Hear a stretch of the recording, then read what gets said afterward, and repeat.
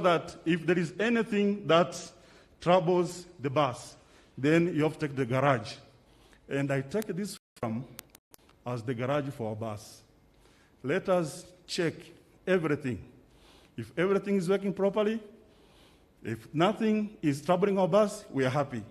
If there's a problem, let us rectify it. Let us be open in our discussions.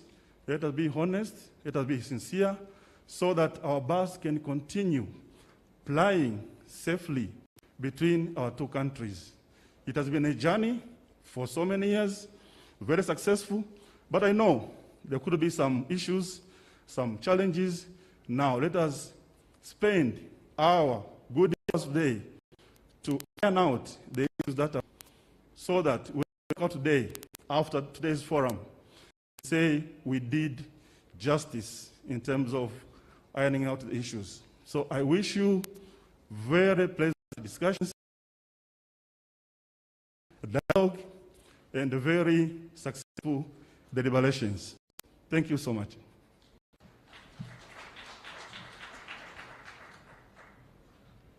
Thank you so much, Mr. Francis, the Executive Director of Tanzania Private Sector Foundation. It is now with the gratitude that we can move now to the first presenter, or the first person to make his remarks. And as the ambassador said, kindly constrain yourself to the 2 minutes and the 3 minutes given unto you, so that we can give an opportunity to many of us to give our deliberations. Allow me to invite Dr. Moses ZIARA. Kindly take the stage. He's with us. I'm being beckoned that he has just stepped out.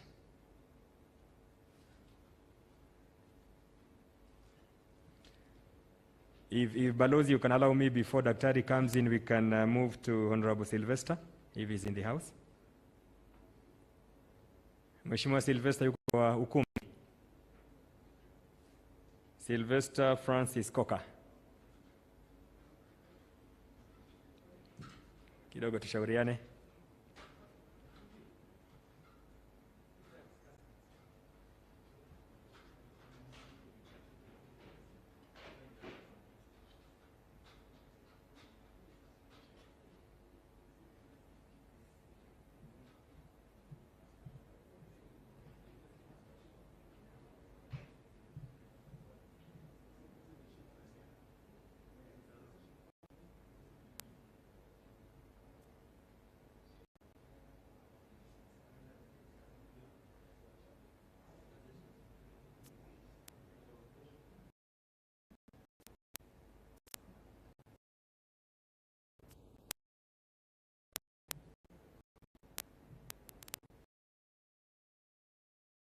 Ashafika, kwa hivyo nitampa nafasi. Karibu sana. Asante.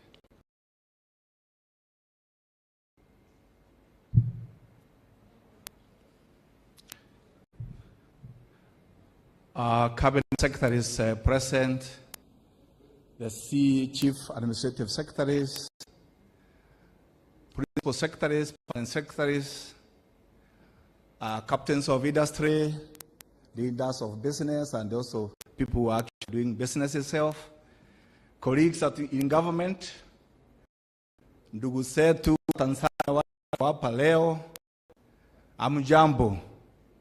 Amjambo tena. Good morning.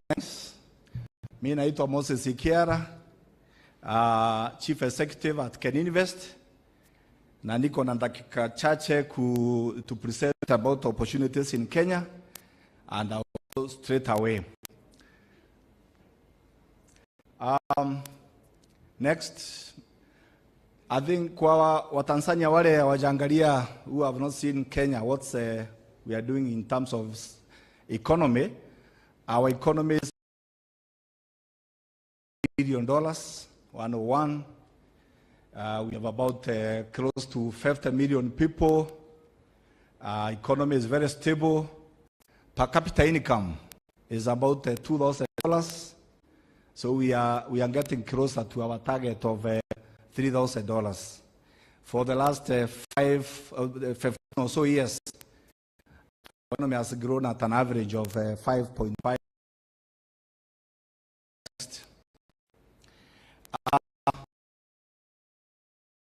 invest? Why should invest in Kenya? I know in our records we have about 30 companies investing in Kenya, can invest records, and would like more to invest. So the reasons are many reasons. I'll be quick. The next one, last one is the economy. Business people, the bottom line is the economy. How strong is the economy? We've been growing strongly, but even more important, we want to grow at a double digit and sustain growth at more than 10%. So economy is very diversified, as you can see from this chart. And we have also a very, very strong consumer category in the class. Next. The next reason is there's already a lot of investment. There's a very strong business ecosystem. We pride ourselves on this because if you go there, you are looking for a partner, you are looking for people to supply you, to support in your supply chain, you won't get them. So chart shows how much FDI we are getting, and then we are also showing the number of multinational companies. Some of them just are an example of some that have chosen Kenya as a place to invest in. Next. The other reason why we should invest in Kenya is because in Kenya we take the quality of business as an important matter. All the way from top in government, cabinet committee that is tracking what's happening on business environment, and going down to agencies with business very, very seriously.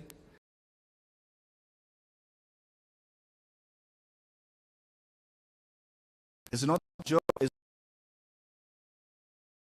improve focuses there. President and cabinet, a presidential, and then government can fix it. So you can see that the outcomes. The ease of doing business index from the World Bank improved from around 170 in 2012, the rank of 170 to 56 currently. Looking at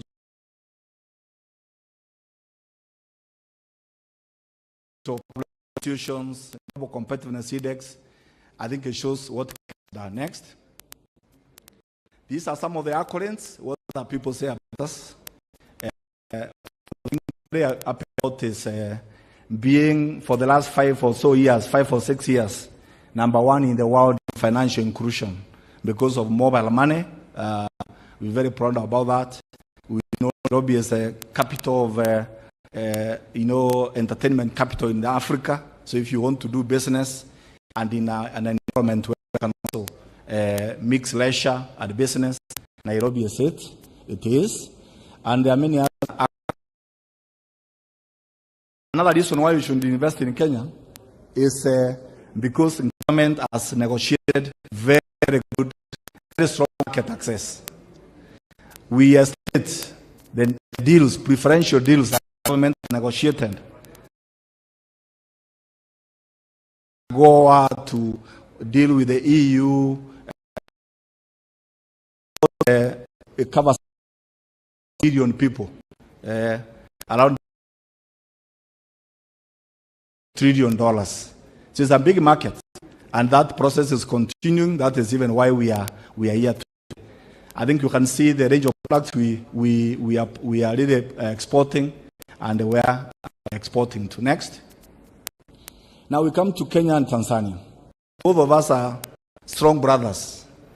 In this room, I know people we went to school with in Europe or elsewhere. We are really, really strong brothers, good neighbors. This is a trade between our two countries.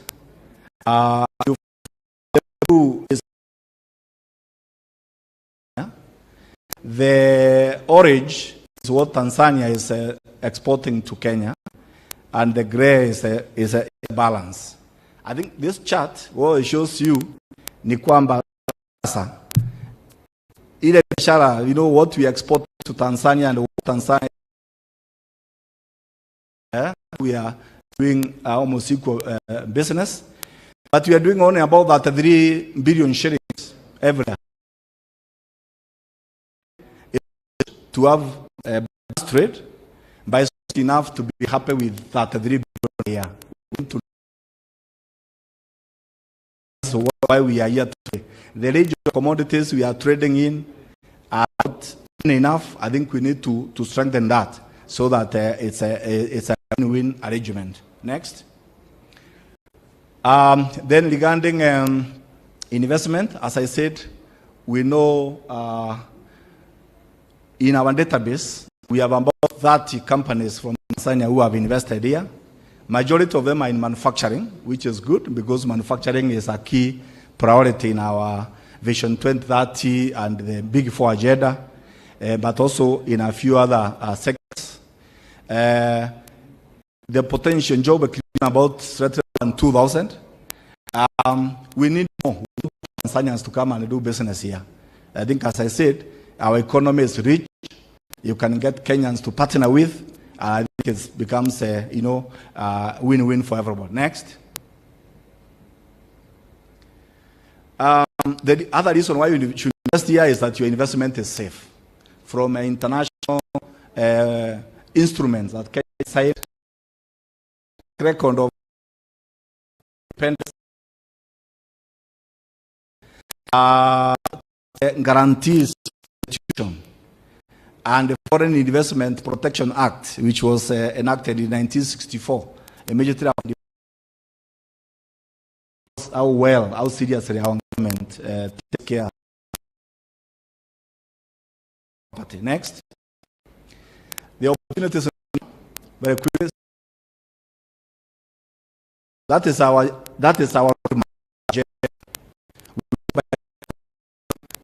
Kenya below the line.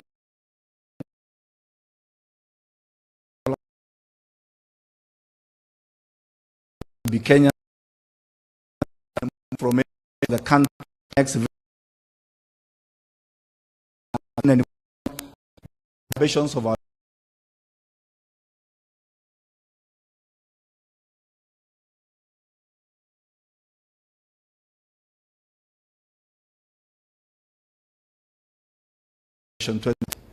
the oil and the minerals and the brew economy in terms of fisheries, processing, and long-term vision. That's where we want to go. That represents the canon that Kenya wants to reach. Next. But long journey in steps, and I think for now, in the next 2 or so years, our focus is the Big Four agenda. I think everybody in the country is focusing on. And our Big Four agenda is about manufacturing, increasing this to 15% of GDP. It's actually almost doubling where we are now. So that's our target. 100% food and nutrition to by end of next year, not by 2030. And looking at at least half a million affordable units in our country. In both the Vision 2030 and Big Four, enablers like infrastructure, technical skills, energy, water, all those are also key areas where you can get opportunities. Next. So in manufacturing, I've said we just want to double the contribution to GDP of this sector because this is where jobs are, and we are jobs, and we have identified a careful analysis which sectors are the most competitive that we are focusing on, and you can see them there from textiles and apparels, leather processing. I would like to do also a survey of ICT, so you can see that. Next. During COVID, these are some of the sectors that again emerged in terms of prominence, like pharmaceuticals, even medical supplies, and related products. Next. We have many export epicenters and economic zones where you can get a lot of incentives. Incentives are there, and you have many zones. I think you can take a copy of the presentation if you want the details. Next. This is a map of where the epicenters and SE centers are located. But Tanzania in Kenya, you know, and just brand it as such. So you are not, it's not a must that you should go in any of the 75 or more that are there, but you can actually even set up your own. Next. In affordable housing, so we are, as I said, we want to build at least 500,000 houses for low-income people by the end of next year. But there is also related opportunities, financing and like videos.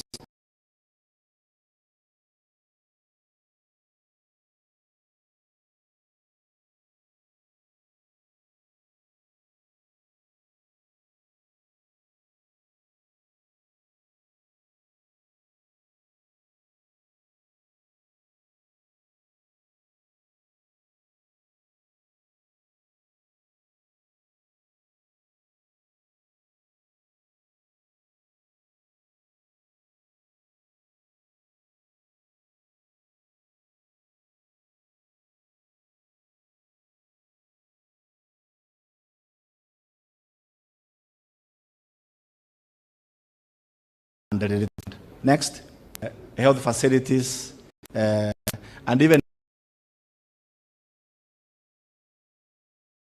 a lot of the people. Next. Just, I think you may have heard about there's a big, we call it the Game Changer Project, corridor connecting Kenya to Ethiopia and South Sudan through a new port in Lamu. And I think the first berth of this port is going to be operational from next month. So it is already happening. So that you can see lots of opportunities in that corridor. So you can also position yourself as Tanzanians and do business here with a view even to reaching Ethiopian and South Sudan markets and beyond. Next. And this is our response to the Silicon Valley. We have the Silicon Savannah, 5,000 acres of land for ICT, the cutting edge link between research and development and production. It's already, all the infrastructure has been built. It's only about 50 kilometers from Nairobi here. You can be able to actually take up land there in at very concessional terms and set up your business. The blue economy, we talked about fisheries, value addition, shipbuilding, water transport. These are the opportunities we have. Again, you could be able to consider. We can give you more details for those who are interested. Next. In the energy sector, from transmission to distribution systems, off-grid solutions. If you want to set up power supply in areas that are not connected to the national grid, those are the hottest areas that you can do that. But even feeding to the national grid is possible, and the opportunities are available. Next. In tourism, you all know that we now getting about 2 million international visitors every year. Our potential is more than 5 million. So you can imagine, if we go to 5 million, the opportunities we have from accommodation to development of new tourism products, development of complete circuits. And this is one area where we can strengthen cooperation between ourselves and Tanzania so that we have just like we can have regional value chains for very effective manufacturing. We can also have regional value chains for tourism where you can have a good circuits that cut across the two countries. Next. So to get started, we are there for you. Our motto is investor is king or queen. So come and see us. We serve you. All the agencies, ourselves and agencies landing the EP cents and SE cents and all the other government regulators, we have formed ourselves into a Team Kenya to give you a very efficient service that will make you, be happy. These are the services you get at Can Invest. Next, We have a one-stop center, so now you don't have to move from one office to the other to get to register your company or get registered for tax purposes. We can get all this in one place. Next, we also have digital platforms for those who want to do remotely. You can find opportunities in e-opportunities. You can also see the transparency of how to do the procedures of doing business. It's in e-regulations. We have now almost 260 procedures that you can just click and you're able to see what needs to be done. And then you don't have to think that you must pay a bribe or you must really go up and down to do it. You are empowered through this platform. Next. Yeah, if you don't believe me, what I'm saying, you can actually see some of the other people who have commented in recent times about doing business in Kenya. You all know Stephen Hayes from a corporate council on Africa in the US. Then, you know, Richard Quest of CNN was in Kenya, I think was it towards the end of 2019 or early last year, before COVID. And he enjoyed Nyama Choma in a big way. So these are some of the comments. At least you can see independent views of what it is doing business here. Finally, if you are thinking about investment, make it Kenya. As I said, our promise is to treat you as queen and king. When you are investing here, we are going to roll out the red carpet and then give you an experience that you will not forget. Thank you very much. Asanteni sana na mnakaribishwa tena. Let us applaud Daktari with a lot of hard clap. Let's give him a clap. Thanks, ladies and gentlemen. On behalf of the Kenya Investment Authority, he has given us well-elucidated thoughts, and I'm double sure as the discussant comes on stage and as he opens the plenary, we'll be able to discuss what we've been taken through. Nikubalie ni watambue mawaziri wetu kutoka Jamhuri ya Kenya ambao wamejiunga nasi. Nitambue uwepo wa waziri wetu wa biashara, Mheshimiwa Betty Maina, naomba tuwapungie mkono waziri. Waziri Betty Maina, naomba tuwapungie mkono. Asante. Tumkaribishe waziri wetu wa mauzo na biashara. Tuko na waziri wetu wa labor, Mheshimiwa Simon Chalugui. Asante sana waziri. Waziri wetu wa kilimo, Mheshimiwa Peter Munya. Asante sana waziri.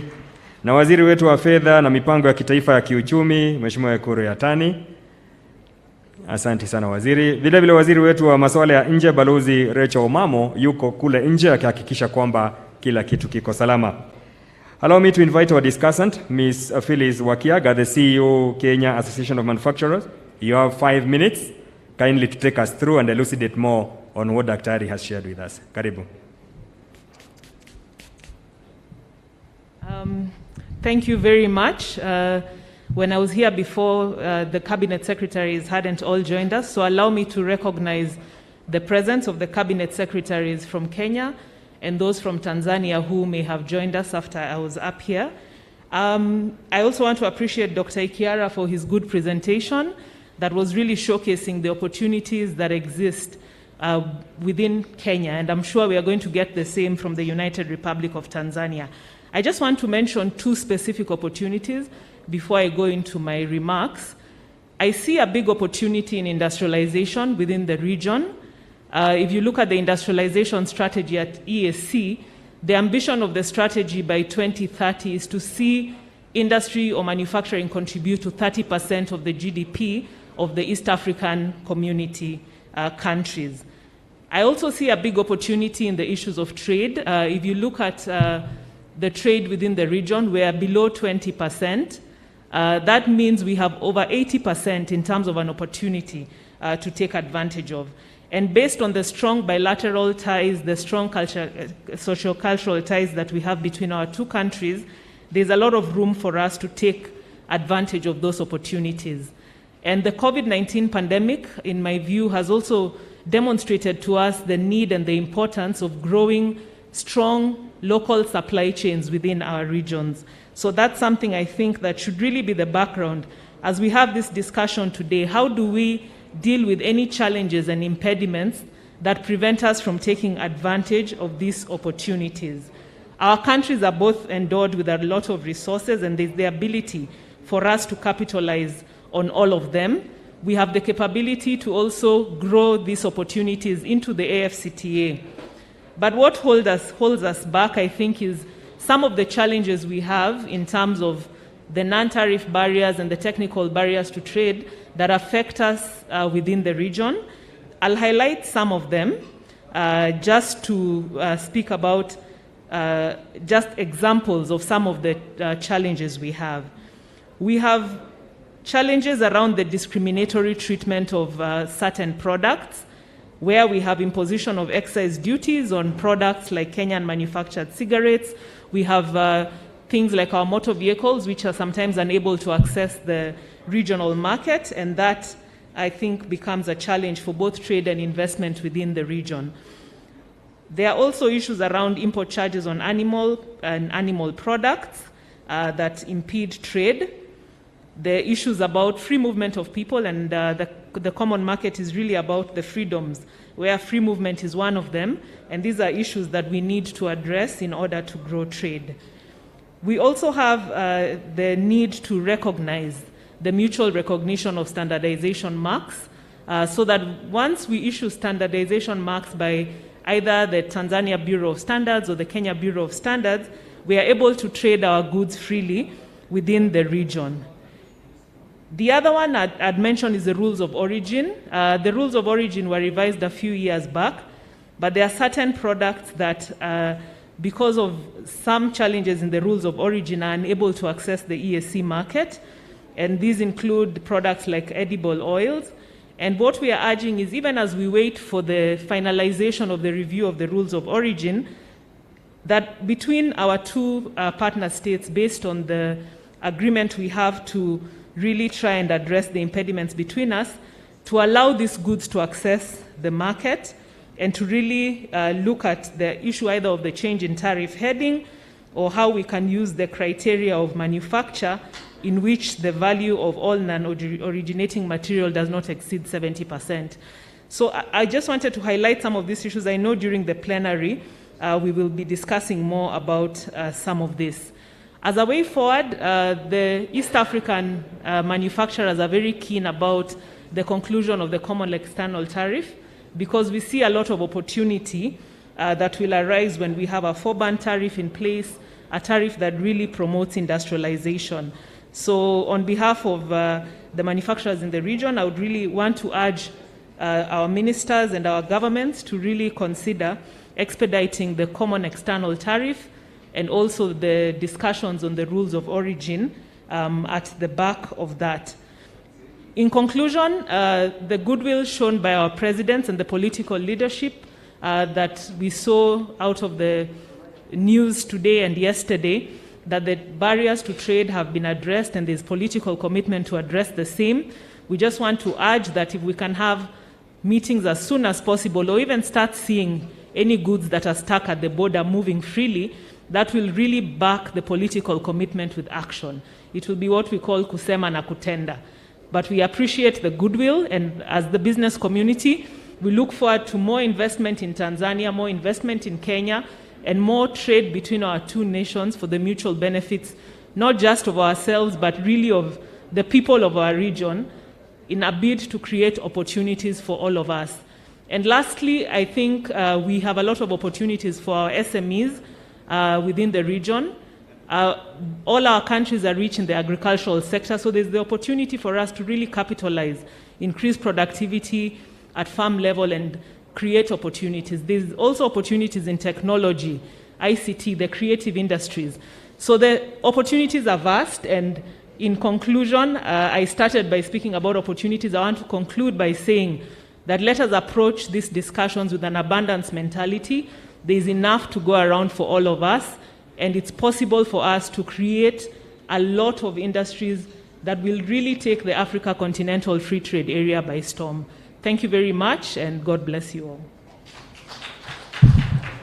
Thank you. Thank you so much, our dear sister Phyllis, for taking us through those expansions areas, and I'm double sure that it will give us now a good ample time for us to discuss.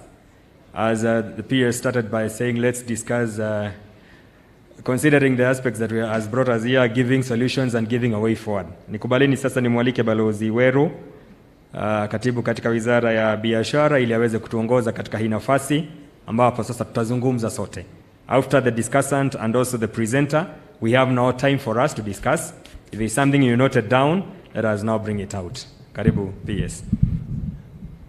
Thank you very much, my colleague. As per the program, we have a very short window for the plenary on the presentation made by Dr. Ikiara and the issues raised by the discussant, Phyllis Wakiaga. What you have done, ministers and delegates, we have 2 roving mics, and my harbor duty this morning is to request you give me a signal by a show of your hand, and I will give you the floor. I would prefer that we make it very short because we have lost a bit of time. I'm waiting to see the first signal, and I'm encouraging the Tanzanian delegation to come forward first. I'm looking at the Tanzanian delegates if they have any reactions to the issues raised by the discussant and the main presenter, so that we can have a conversation, however short. And remember, as I indicated, this is the opportunity from which we shall distill the joint conclusions that we shall present to our leaders when they arrive. I open the floor.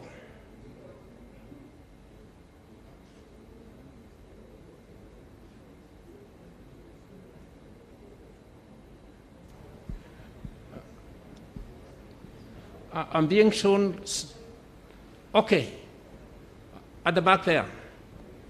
And be short, please. Introduce yourself and to the point.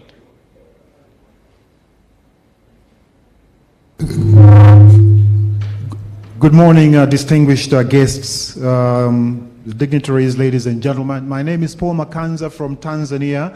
I'm part of the Tanzania Private Sector Foundation delegation, and I'm also the chairman of the Confederation of Tanzania Industries. A very interesting presentation from our colleagues in Kenya on the investment, interesting comments from my colleague, the lady. I just wanted to pick up on 1 or 2 things which I would urge us to consider. One is, if you look at the terms of trade between Kenya and Tanzania, you will note that a lot of the imports into Kenya or exports from Tanzania to Kenya are raw materials. And a lot of the imports into Tanzania from Kenya are finished products. And basically, what I would want to encourage is setting up factories in Tanzania for value addition, in particular in agro-processing. I know we talk about EAC in terms of industrialization and so on, but I believe there is a need to actually drive the EAC industrialization program in tandem, okay, in tandem. The second point I wanted to raise is to thank my colleague for raising the various issues that inhibit trade within our 2 countries. And I just wanted also to add the issue of SPCs. Basically, these sanitary and phytosanitary measures, and we would urge our 2 nations to actually make sure there's regular consultations so that we do not end up with surprises which can then sometimes pull back the trade agenda. Lastly, I wanted to bring up also the point of joint ventures between our business communities or our business people. So if you're investing in Tanzania, get a local partner. If you're investing in Kenya, get a local partner. Thank you very much. Thank you very much. Those are 3 questions in one. I'll give the last question to my brother over here. Please make it short so that we can catch up with time. You have the floor. honorable ministers, permanent secretaries, heads of different departments of government, business persons, distinguished guests, ladies and gentlemen.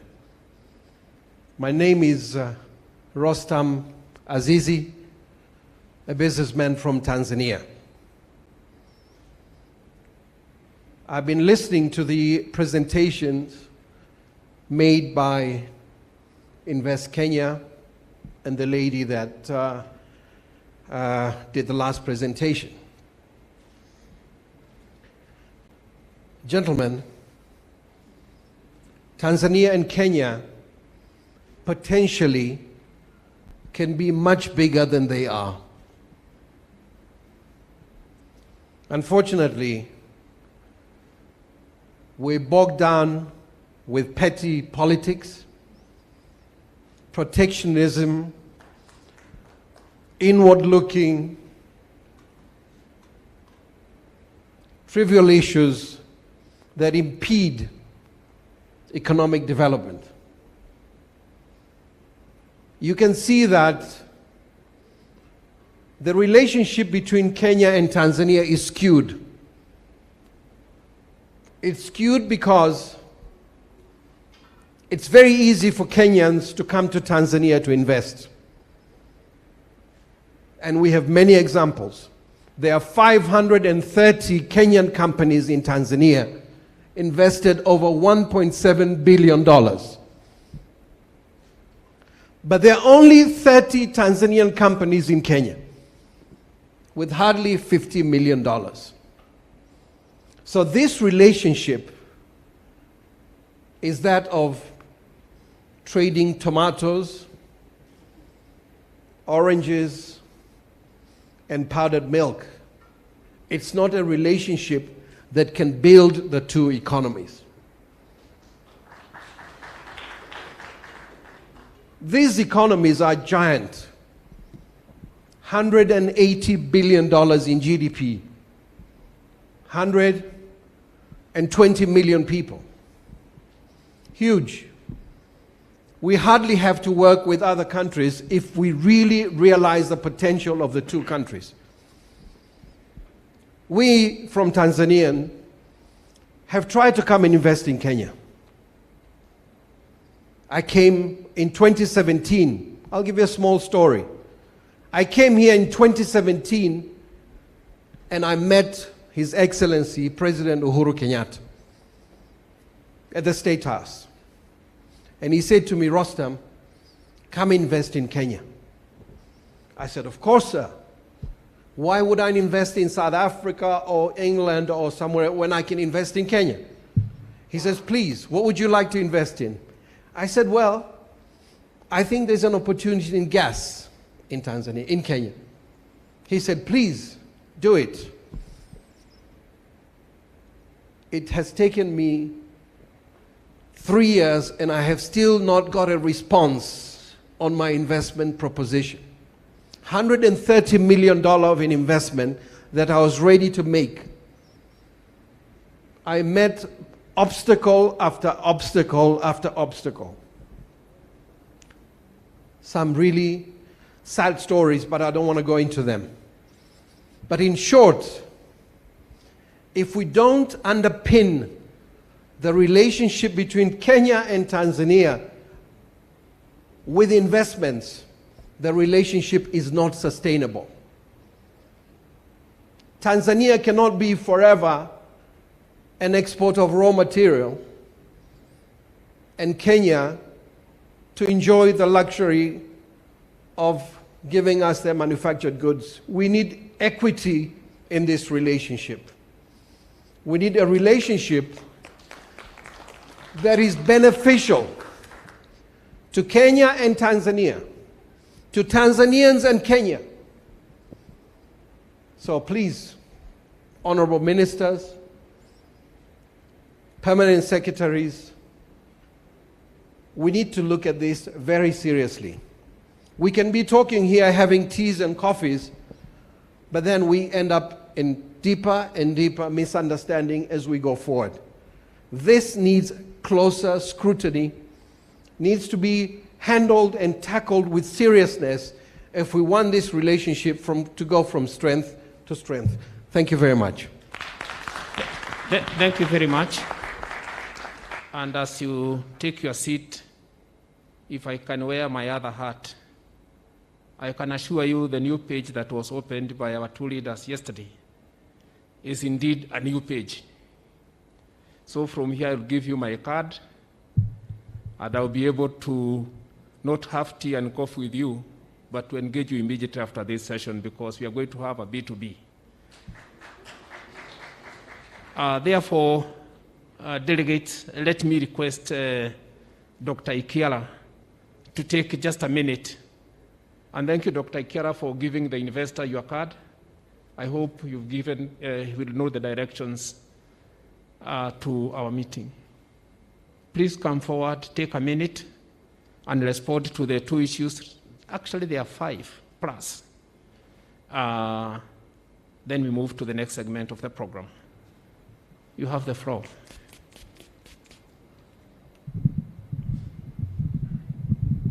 Thank you, Bwana PS.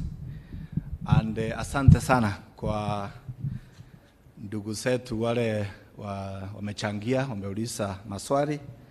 We appreciate. I think swali ya kwanza ilikuwa, it was actually an idea about idea of setting up processing value addition factories, so that one country is not exporting only raw materials, but they have a chance to do value addition. My response to this is that in the region, the opportunity is immense for everyone. So I don't see actually why this cannot happen.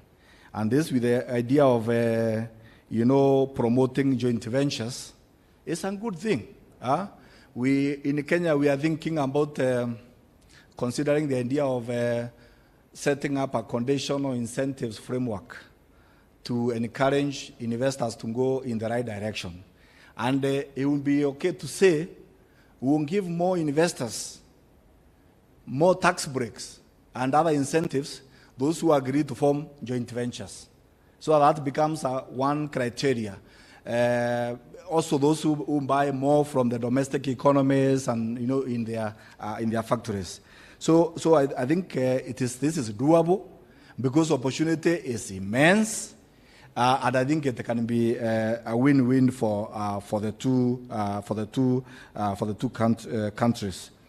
I think on SPS, maybe somebody else, maybe Phyllis may talk about this. But I think this is a good idea also, that if the two countries are consulting, properly, regularly, and sincerely, and they also guided also by international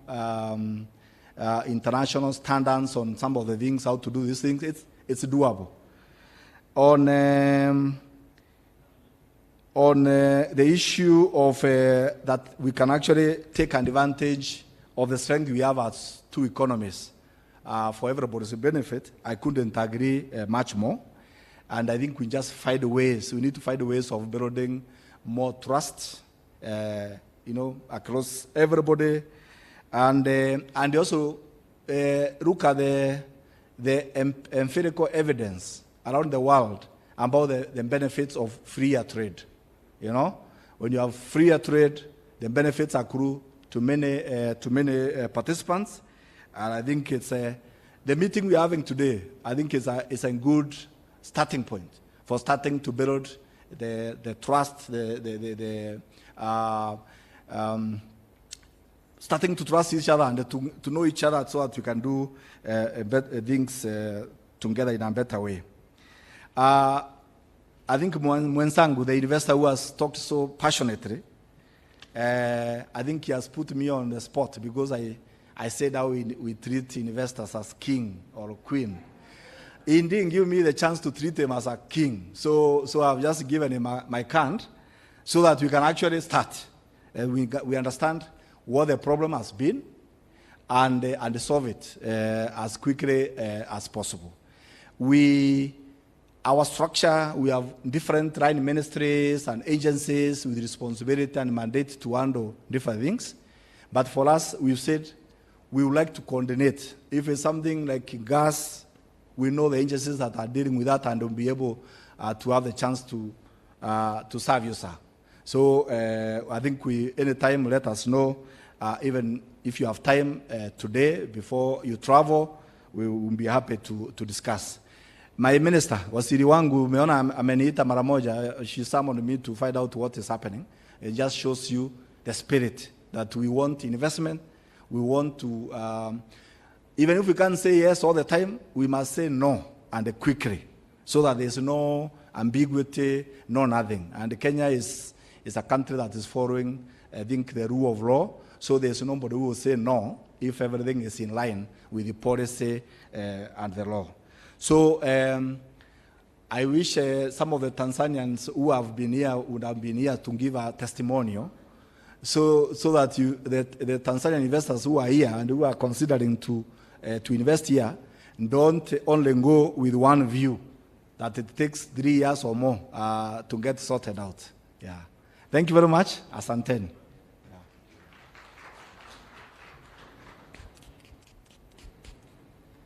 Thank you so much, Dr. Moses, for that affirmation that something will happen. And thank you so much for, we agreed as when we were starting that let us have candid discussion, let us have problems, and also let us forge forward for solutions. And that's why we are here. Mnikubalia nitambue uwepo wa waziri wetu wa spoti, tamaduni na turathi za kitaifa, Balozi Amina Mohamed. Naomba wapungie mkono wenzetu karibisha waziri wetu. Asante sana. Nafasi hii ningependa tuingie katika ndugu zetu. Allow me to invite the first presenter, Tanzania Export and Investment Potential, Daktari Manduhu Kazi, the Director General, Tanzania Investment Center. Daktari Moses, you have your 10 minutes to take us through your presentation. Karibu sana.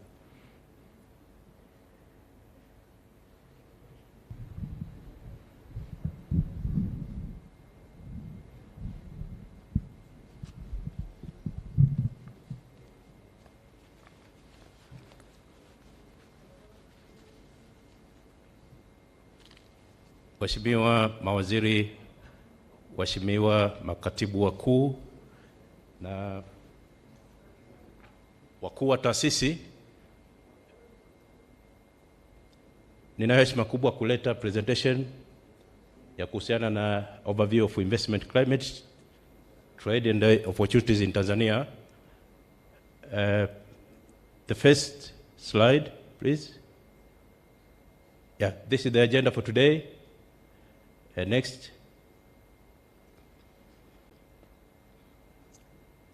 Next slide, please. Yeah, so this slide answers a very prominent question as to why should one consider to invest in Tanzania. We have so many reasons for one to consider to invest in Tanzania, but I just put very few there. The first, which is also very, very important, is that in Tanzania there is peace and stability, and according to very many sources, including the sources about Peace and Stability Index, they have ranked Tanzania among the most peaceful countries in the world, and in Africa it is on the 7th slot, and in the East African region we are the first. So if you are an investor, you are assured that your property is well protected because security organs and the people of Tanzania are very good people. So you are assured of peace and stability, but we also have a good governance and stable post-election and no civil wars. In economic stability, Tanzania is very stable economically. We've been growing by about 7%. For so many years, but even during this time of pandemic, where so many countries suffered, including very large and rich countries in the world, Tanzania has been vigilant. Tanzania has been resilient. We grew by a positive 4.7%. So this is remarkable evidence that the diversified nature of the economy has been able to make us absorb the shock very efficiently, to the extent that we did not grow by a -%. And we also have so many natural resources that one can tap in order to put on an investment. These include the arable land, natural gas. Also, the wildlife that we have in Tanzania is also an attraction for some people to consider to put up investment projects in tourism. But besides having said that Tanzania is politically stable, we also have another advantage similar to that, that your project will be protected because Tanzania has signed so many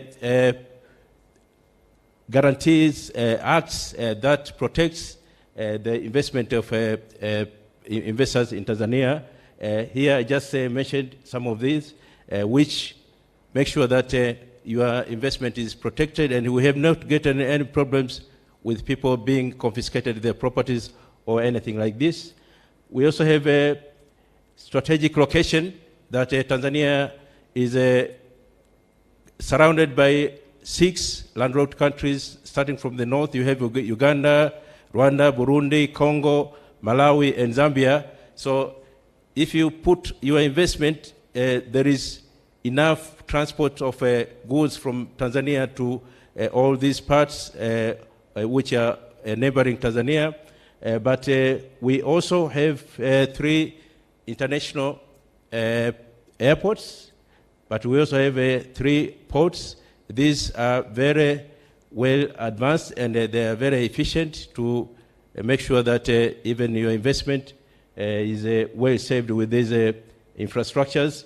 But in terms of the infrastructure, we also need to add that the government has been investing so heavily in opening up the country from all corners of the nation to build the roads and bridges, and also we are having a very big investment of ZIARA, which is coming on, which all these are there to facilitate the investments.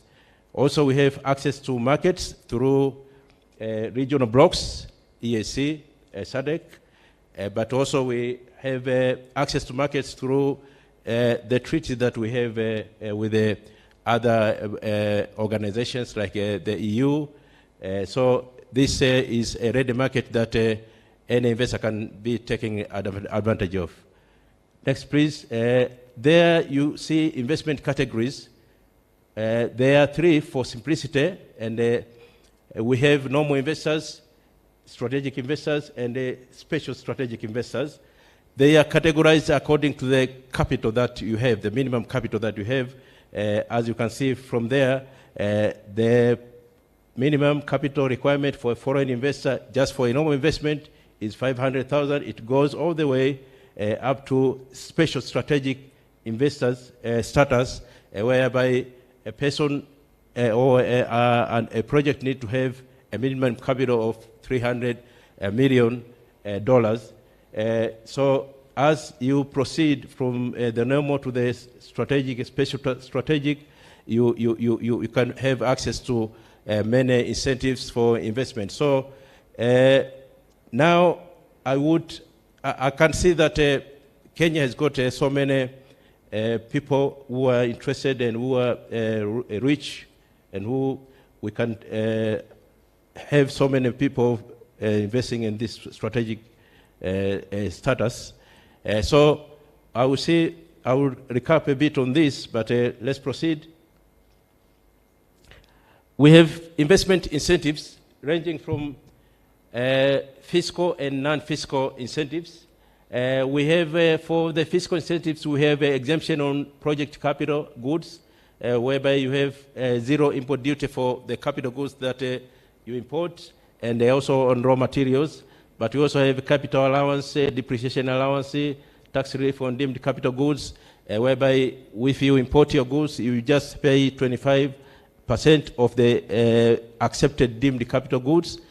So this is a waiver of 75%, which is quite huge. We also have some reduced corporate tax, to 20% to some sectors, as you can see there, but also on assembly of some boats and all this. So in terms of the fiscal incentives, if you are a strategic investor or special strategic investor, you have the incentives which are more than these that I have mentioned here, and it's open-ended to the extent that there are so many incentives that you can get if you are in the strategic investor status. Next, please. These are non-fiscal incentives whereby initially you have you are allowed to have expert rates, five expert rates during the implementation of the project. You bring your 5 experts, nobody asks you any questions whatsoever, and also we have free repatriation of funds, as you can see, net profits and repayment of foreign loans, royalties, etc. Next, please. And now I'm going to talk about the trade between Tanzania and Kenya, and also I'll touch on the region. You see from there, this table has been talked about much, and I want to talk a bit, next please, want to talk a bit about the manufacturing. You can click please, yes, manufacturing. You see that this is the project, this is the sector that has got so many projects and also has got so many jobs. Next please. Next please. Now agriculture, I need to point out this figure of 7,415 jobs from 31 projects. This is it's an indication that agriculture is able to generate so many jobs. If you look there, agriculture in terms of jobs generation is next to manufacturing. So this is quite important when we think about creating jobs, which is also a crucial goal for the government of Tanzania to create a total of 8 million jobs by 2025. So agriculture is able to generate many jobs because also the largest percent of population in Tanzania are engaged in agriculture, and it has got a very big multiplier. Next, please. This is a summary of investments that are in Kenya, which have been invested by Tanzanians. The worth is $179.6 million, and able to generate jobs about 2,642 to Kenyans. And we can see there the projects range from manufacturing of trailers, processing of cassava, starch, wheat milling, etc. This has been discussed a bit earlier, so I don't want to spend more time on this. Next, please. And now this slide talks about the shares of Tanzania's trade in East Africa. If you see the first part of export shares, you see that for exports, the share of Tanzania to the region, to the East African region, has been decreasing.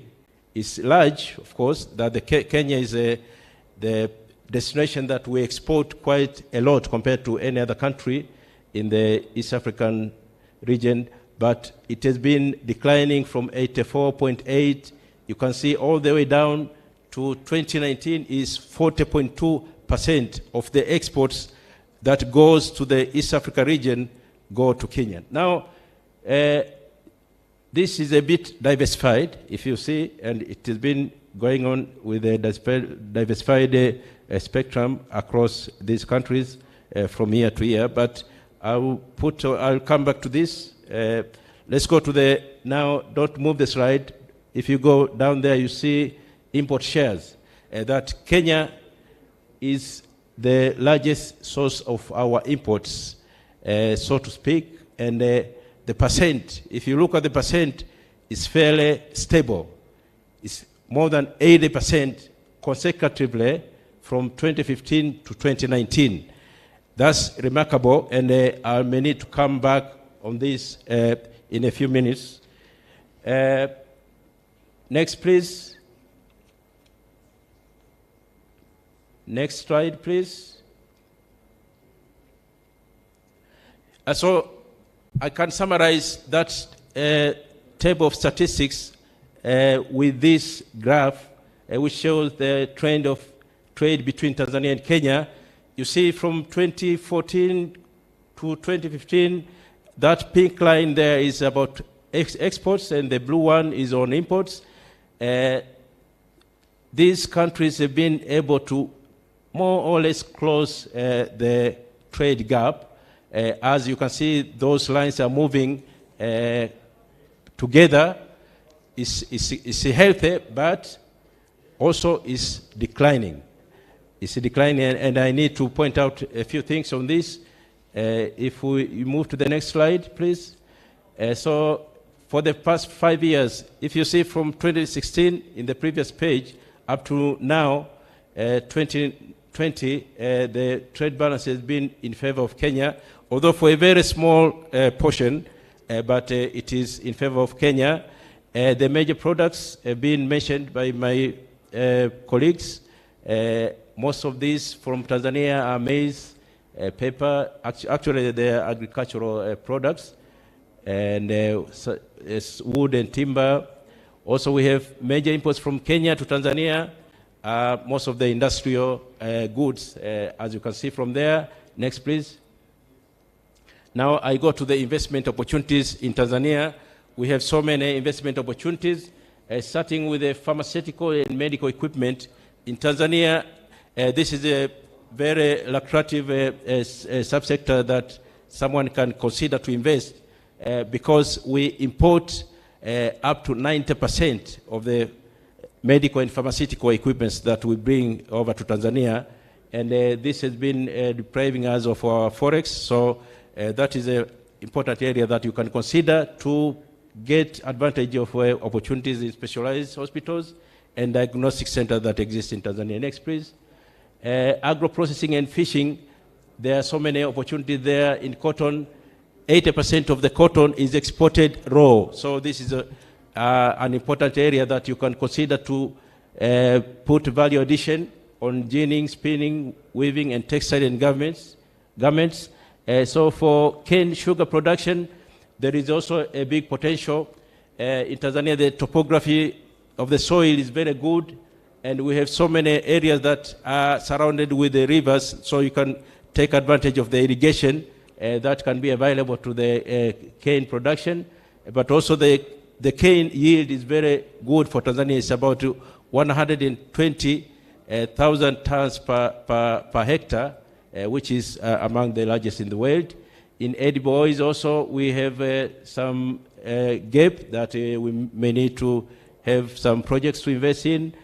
So you can invest in large-scale farming of oil seeds, establishment of oil seeds processing facility, as well as refineries. But also for fishing and aquaculture, Tanzania has got a very big area of fresh water. It's about 6.1%. And also we have 64,000 kilometers square of the marine waters that can also give an area for people to consider to put fish processing industries. Next, please. We have also opportunities in livestock and leather industry, in animal trading, slaughtering, meat processing, and leather processing. Next, please. In mining and metals, we also have opportunities there. Gold is very vibrant there, 93% of all mineral exports. So you're welcome to take advantage of that opportunity there. Next, please. Oil and gas, there are so many opportunities. About half of the area of Tanzania is having sedimentary basin that is very conducive to have gas and oil, because they have got a hydrocarbon that is very viable for oil and gas refineries. And as examples, we have now the ECOP, which is a 4 billion project, and the LNG is coming forth with about 30 billion dollars worth. So you are welcome to also consider to venture in that area. Next, please. Tourism and leisure is also another area that you can consider. There are so many opportunities there, as you know, including tourism hotels, leisure parks, etc. Next, please. Zanzibar also has got so many opportunities that people can consider to invest, including deep sea fishing, fish farming, agriculture, horticulture, spices, and all that. And if you can contact ZIPA, they have all the information about these opportunities. Next, please. In Zanzibar also, there are investment opportunities in export processing zones and special economic zones for industrial and commercial parks, utility plants, and also manufacturing projects. Next, please. Also, there are some available opportunities for first-class restaurants, as well as ecotourism villas in Zanzibar. As I said, you can contact Zanzibar Investment Promotion Authority there by following their website. Next, please. Now, conclusively, as we've seen that Tanzania and Kenya have constituted the largest proportion of trade among the East African countries. So this by itself is a very good and a big opportunity that we can utilize, provided that we work on that graph that is slowing down from 2016 for the benefit of both our countries. Also, there is huge underutilized exports potential in Kenya market, and the trade, as we saw, is narrowing and has been stagnated since 2016. We don't know what's going on, but the business community have been discussing some issues there, and I think even in the preliminary you can also discuss maybe there are NTBs or whether there are beggar-thy-neighbor policies going on. So I expect to hear a lot. Also, there is great investment opportunities in agriculture, value addition, as well as tourism, both in mainland Tanzania and Zanzibar. So, having said this, we go to the next slide. This is to give you a cordial welcome to invest in Tanzania. And the first call for contact in Tanzania about all investment issues is Tanzania Investment Center. And there we have a one-stop center with 10 government institutions, which we can serve you very, very quickly. But we also have an avenue where we meet to solve if there are any problems from investors now on quarterly basis. So we can get to address the issues that the investors are having to make sure that all investors are comfortable to invest in Tanzania and they can consider to expand their investment opportunities. Thank you very much. Asante sana Daktari Maduhu Kazi, mkurugenzi mkuu kituo cha uwekezaji Tanzania. Asante sana kwa ushauri wako. Tunashukuru kwa yote ambayo umeyasema. Nikubaliwe kabla ya kuwaleta the discussants ni watambue viongozi ambao wanazidi kujiunga nasi, hususan kutoka taifa letu la muungano wa Tanzania, mabalozi, mawaziri ambao wako nasi. Kwa njia ya kipekee nitambue uwepo wa Mheshimiwa Balozi Liberata Rutangeruka Mulamula ambaye ni waziri wa mambo ya nje na ushirikiano wa Afrika Mashariki. Tafadhali tupungie mkono, tumkaribisha tafadhali. Asante sana Mheshimiwa Balozi. Nitambue uwepo wa Mheshimiwa Profesa Adol Mkenda, waziri wa kilimo. Tumkaribisha waziri. Karibu sana waziri, Profesa. Nimtambue Mheshimiwa Geoffrey Mwembe, waziri wa uwekezaji, ofisi ya waziri mkuu. Karibu sana waziri. Nitambue uwepo wa Mheshimiwa Lela Musa, waziri wa utalii na turathi za kitaifa. Karibu sana waziri, na iwapo kuna wengine ambao wamefika anayehusika na itifaki kutoka jimbo au taifa la Tanzania ataweza kunifahamisha. Ningependa nafasi hii,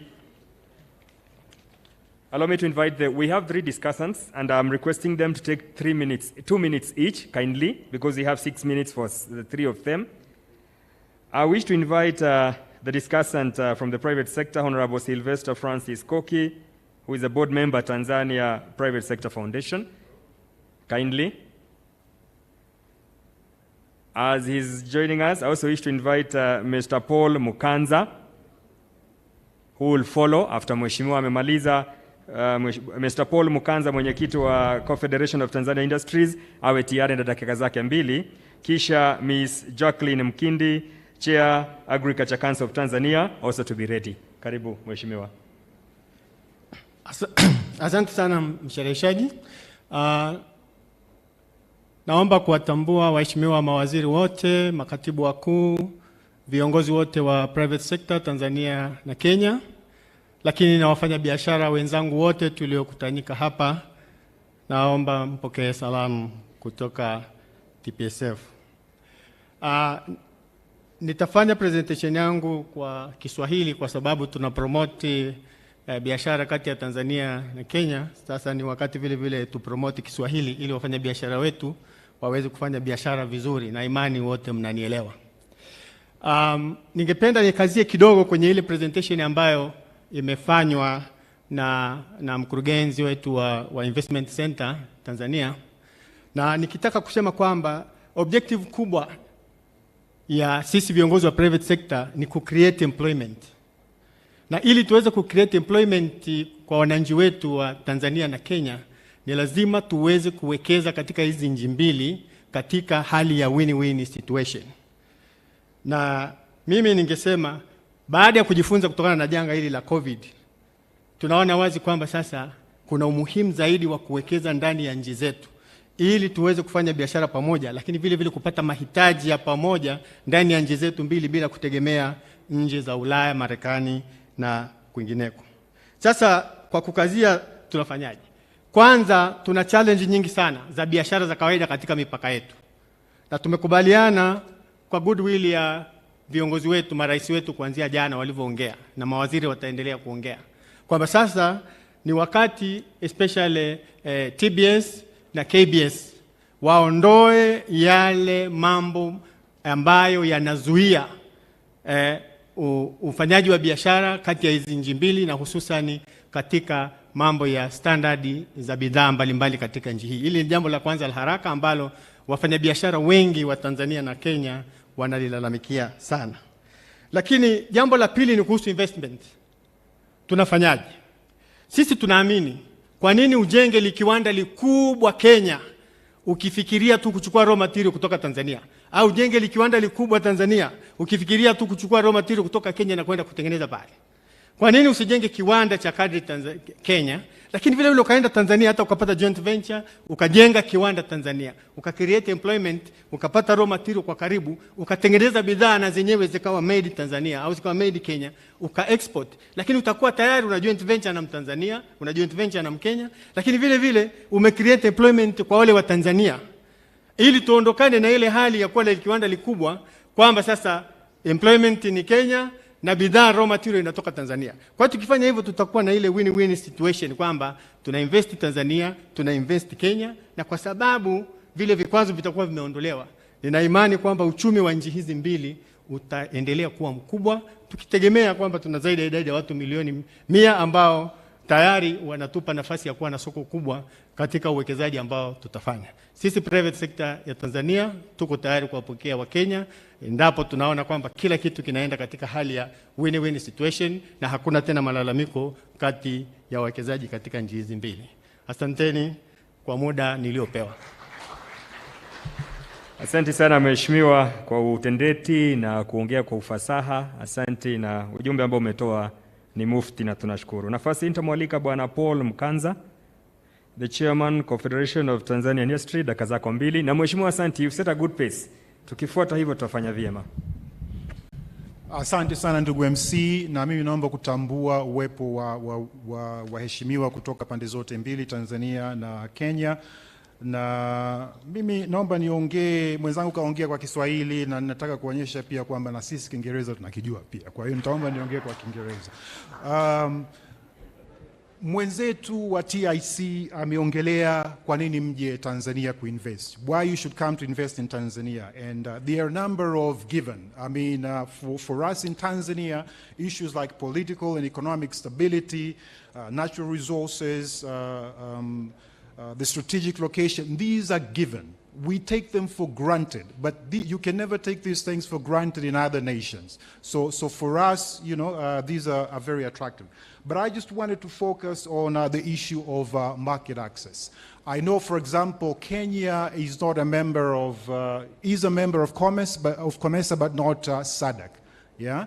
And therefore, you are missing out certain opportunities within the SADC region, which is a huge region of about, it's a market opportunity of about 342 million people. Now, I know within these regional trading blocks, we are aware that other regional trading blocks are developing. You have the tripartite free trade area and obviously the African continental free trade area. And I think it is about time now we started, thinking as East Africans relative to the other trading blocks. But I also wanted to emphasize a very critical point in terms of market access into Tanzania, and allow me to be a little self-indulgent here as a Tanzanian. I think our presenter was a little shy to mention two critical issues. There will always be questions about, okay, you're telling me come into Tanzania and invest. What about the investment climate? What about the business environment?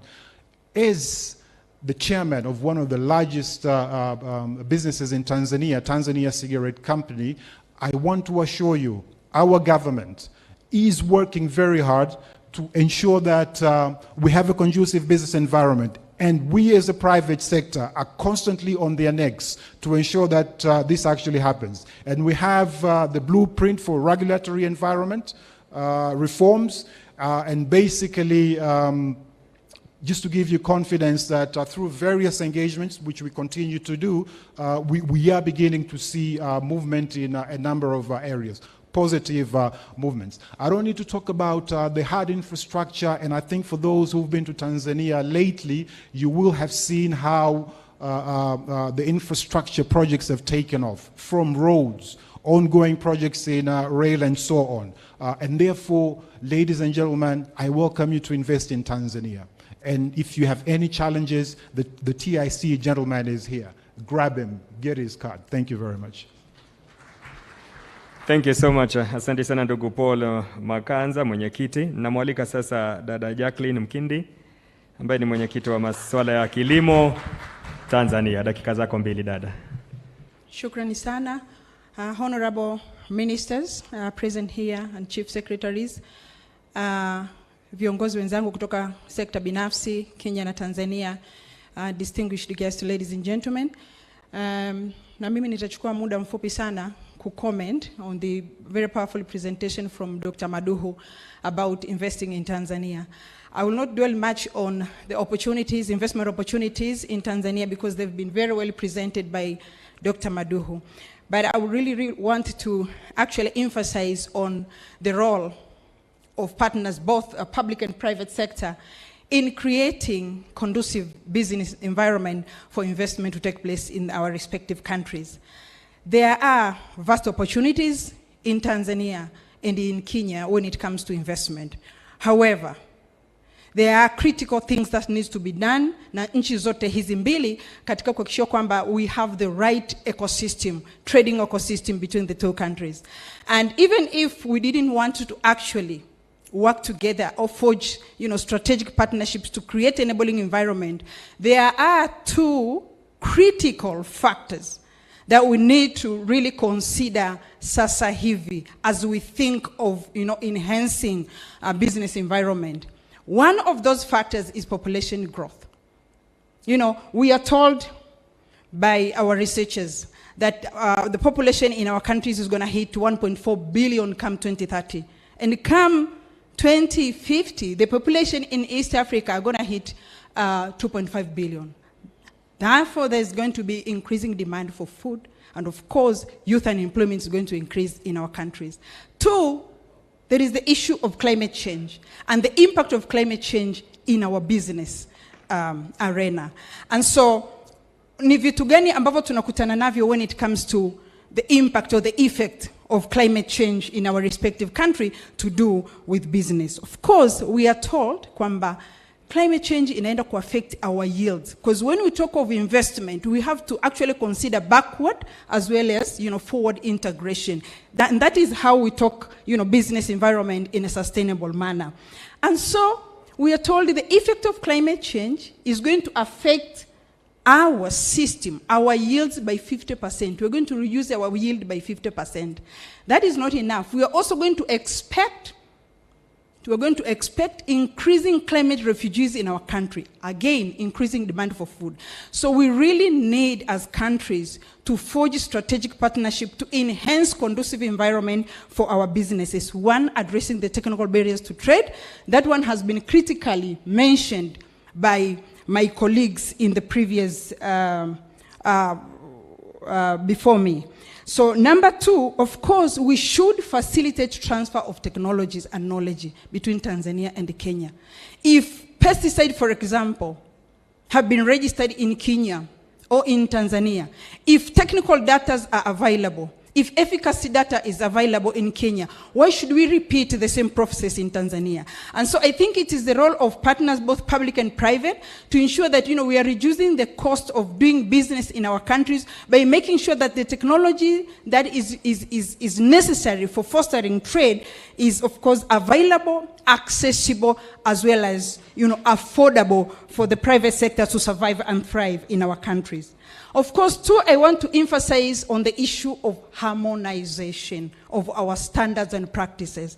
It is critical now that, we agree to finalize the harmonization of SPS protocol, for example, as that is how we're going to really facilitate, agriculture or agribusiness trade between our countries.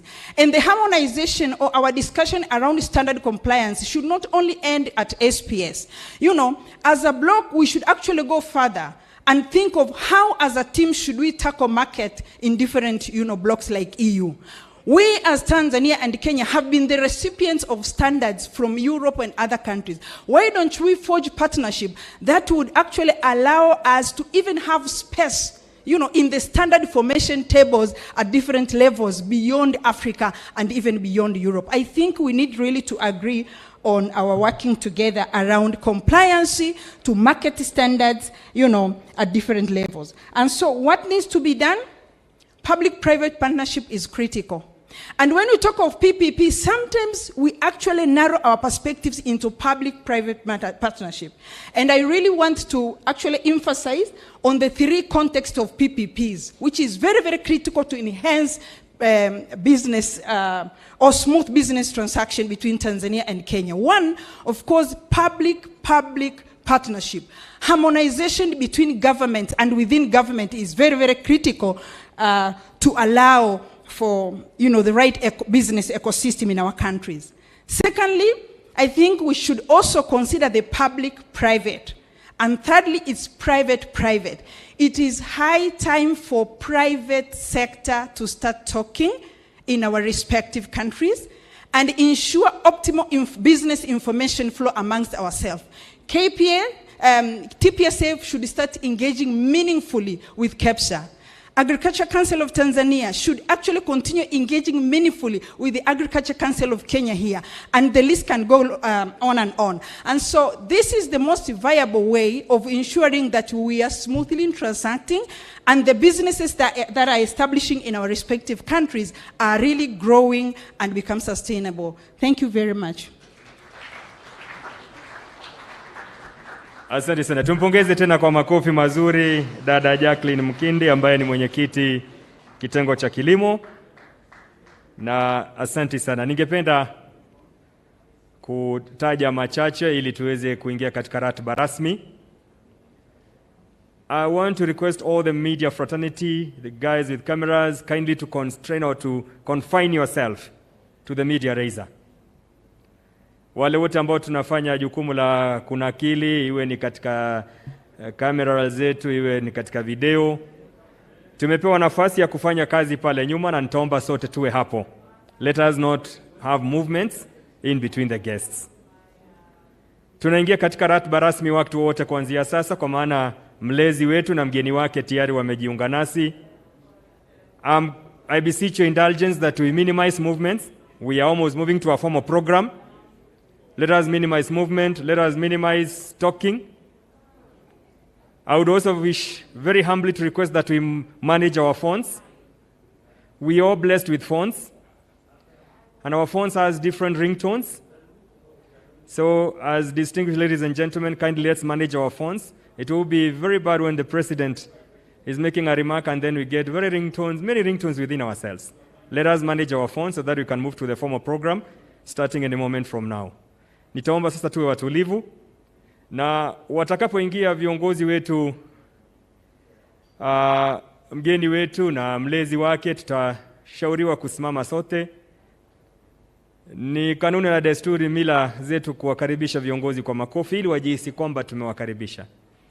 Tutakuwa na nafasi ya kuwa na nyimbo 3, wimbo wa Jumuiya ya Muungano wa Tanzania, wimbo wa Jamhuri ya Kenya na wimbo wa Muungano wa Afrika Mashariki. Kisha tutaingia katika ratiba ya mazungumzo mafupi, na kama nilivyoomba awali, wale ambao watapata fursa ya kuzungumza, tuzungumze kwa uchache lakini direct to the point, so that we can address the issues that have taken a long time for us to address them. Kisha baadaye viongozi wetu watazungumza nasi, and then we shall have a communique that will be tabled in order for us to have a way forward. Mnenaji mmoja alizungumza akasema isiwe kuja tu na kuketi, tungependa kuwa na way forward, na furaha yangu ni kwamba baada ya viongozi wetu kuzungumza, tutakuwa na mmoja ambaye atazungumza kwa niaba yetu sote as a joint communique. Kwa hivyo kwa sasa tuwe watulivu, nitakuwa nikiwashauri wakati ambapo utafika. Asanteni.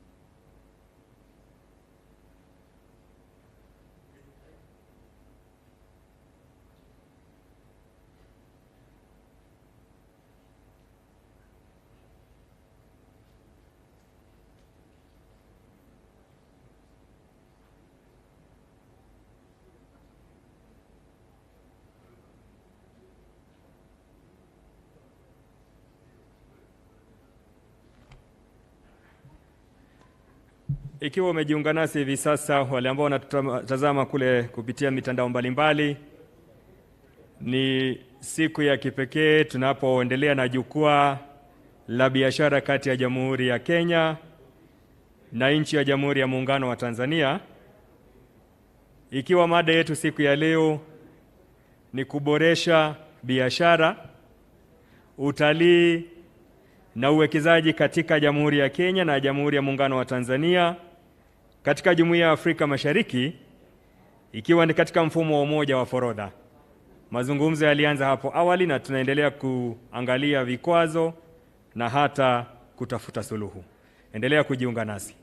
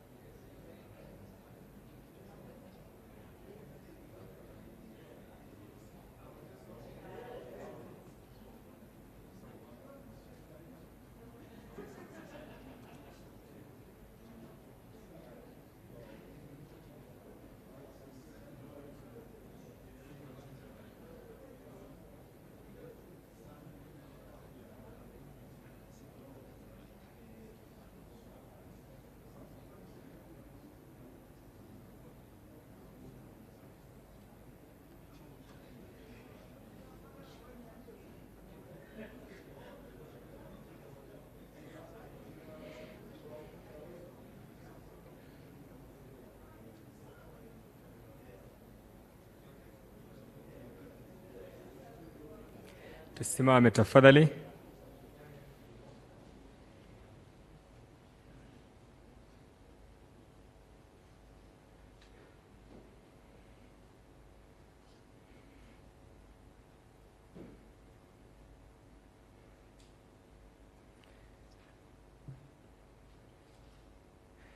Naomba mabibi na mabwana tusimame kwa heshima tumkaribishe Mheshimiwa Uhuru Kenyatta, Rais wa Jamhuri ya Kenya, na Mheshimiwa Samia Suluhu Hassan, Rais wa Jamhuri ya Muungano wa Tanzania. Tuwakaribishe kwa makofi mabibi na mabwana, wageni wetu karibuni. Tuendelee kuwapongeza hadi wapande kwenye jukwaa. Asante. Nitaomba sote tuwe wima sasa kwa wimbo wa taifa wa Jamhuri ya Muungano wa Tanzania, wimbo wa taifa wa Jamhuri ya Kenya na wimbo wa Jumuiya ya Afrika Mashariki. Wimbo wa taifa.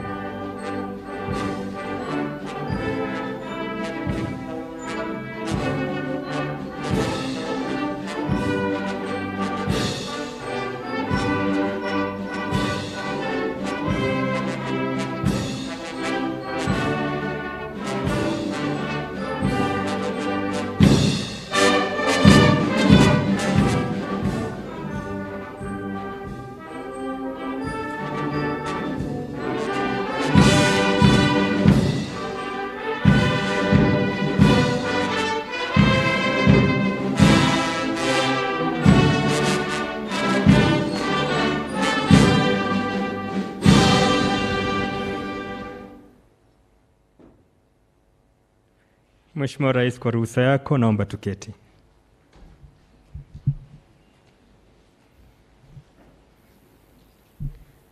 Mheshimiwa Uhuru Kenyatta, Rais wa Jamhuri ya Kenya na Amiri Jeshi Mkuu wa Majeshi ya Ulinzi, Mheshimiwa Mama Samia Suluhu Hassan, Rais wa Jamhuri ya Muungano wa Tanzania, waheshimiwa wajumbe viongozi kutoka nchi ya Kenya, waheshimiwa wajumbe viongozi kutoka nchi ya Jamhuri ya Muungano wa Tanzania, mabibi na mabwana. Karibuni katika jukwaa la biashara kati ya Jamhuri ya Kenya na nchi ya Jamhuri ya Muungano wa Tanzania. Mada ikiwa ni kuboresha biashara, utalii na uwekezaji katika Jamhuri ya Kenya na Jamhuri ya Muungano wa Tanzania katika Jumuiya ya Afrika Mashariki, tukizingatia mfumo wa umoja wa forodha ikiwa njia moja ya kutanua wigo.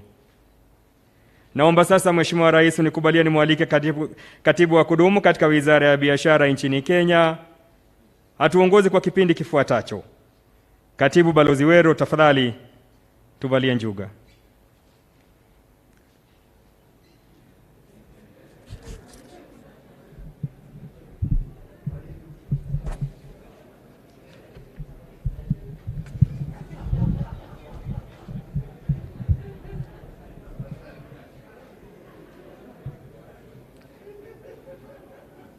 Mheshimiwa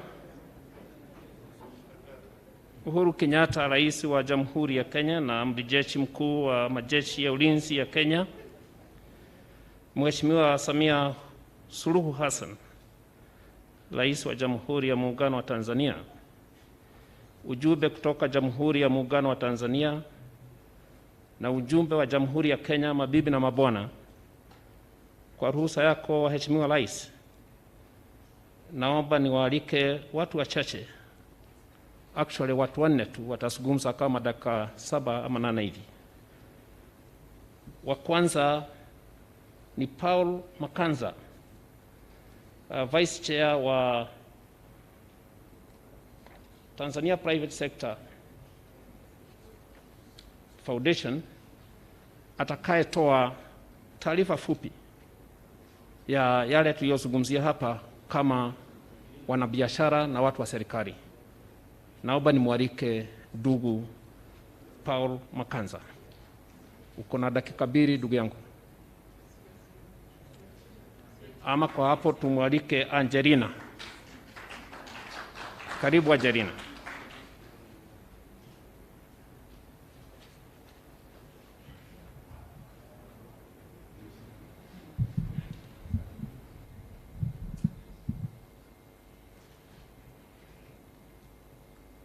Your Excellency Uhuru Kenyatta, the President of the Republic of Kenya, Your Excellency Samia Suluhu Hassan, President of United Republic of Tanzania, Honorable Ministers from both countries present here today, Honorable High Commissioners, government officials, Mr. Nick Nesbitt, Chairperson of Kenya Private Sector Alliance, business delegation from both countries, members of the press, distinguished guests, ladies and gentlemen, all protocol observed.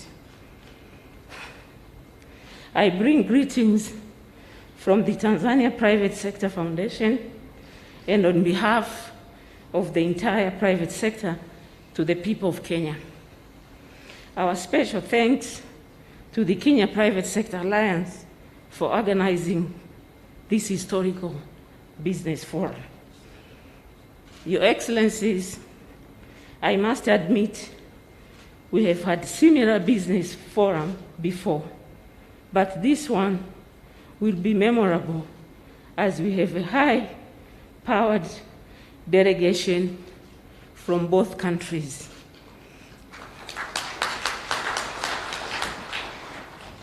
It is a clear indication of huge appetite for business and investment in our two countries. But most importantly is because of your presence and your support to the private sector development. Your Excellencies, your presence here today is a strong indication of the close historical ties between our two nations. Our powerful message as a private sector in Kenya and Tanzania is to widen and deepen investment trade relations for the mutual benefits of our two countries. Your Excellencies, today's Business Forum is a very important and a timely opportunity for Tanzania and Kenya business community to meet, discuss, exchange experiences with a view to highlight success, challenges, and most important, proposed solution for sustainable private sector development for our two countries that form part of Greater EAC. Your Excellencies, I wish to identify some of the key areas that require our utmost attention, if addressed, will unlock investment and trade opportunities between our two countries. Kindly allow me to mention a few. Number one is the value of collaboration. There should be a strong collaboration between Kenya and Tanzania business community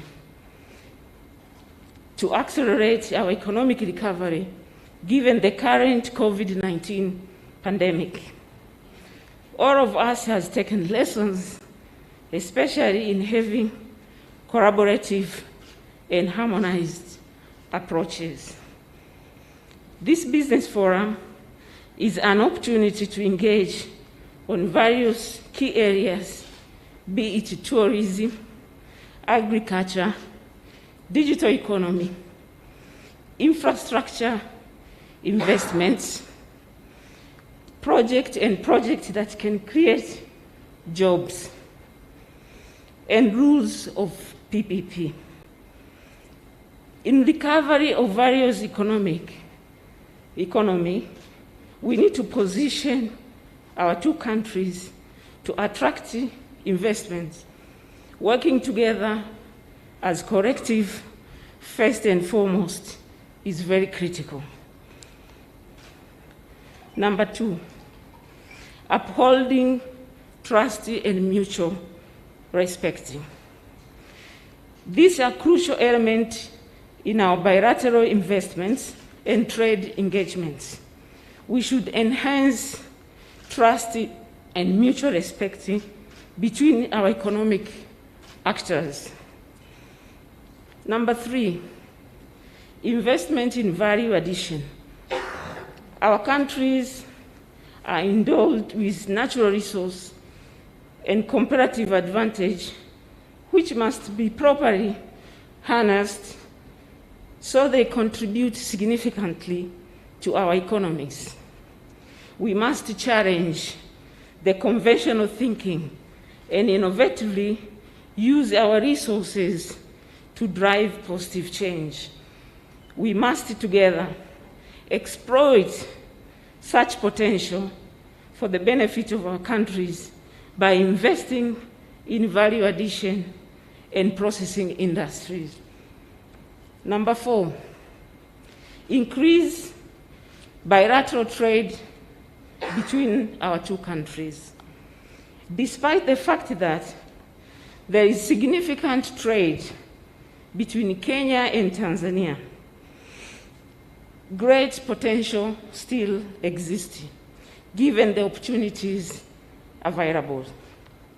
However, this has been undermined by persistence of recurring NTBs and technical barriers and SPS, sanitary and phytosanitary measures that limit the capacity of manufacturers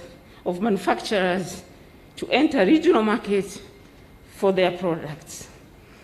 In conclusion, I wish to thank you, Your Excellencies, once again for honoring us with the presence today.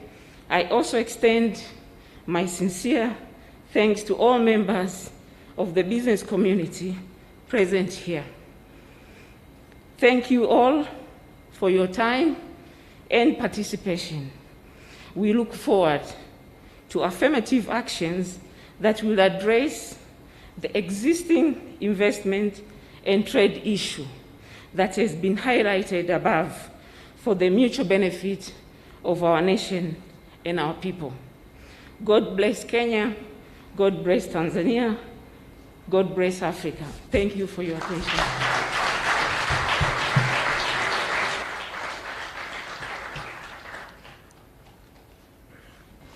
Kwa ruhusa yako Mheshimiwa Rais, naomba sasa nimwalike Madam Caroline Kariuki Karuga asame mafupi tafadhali. You have the floor.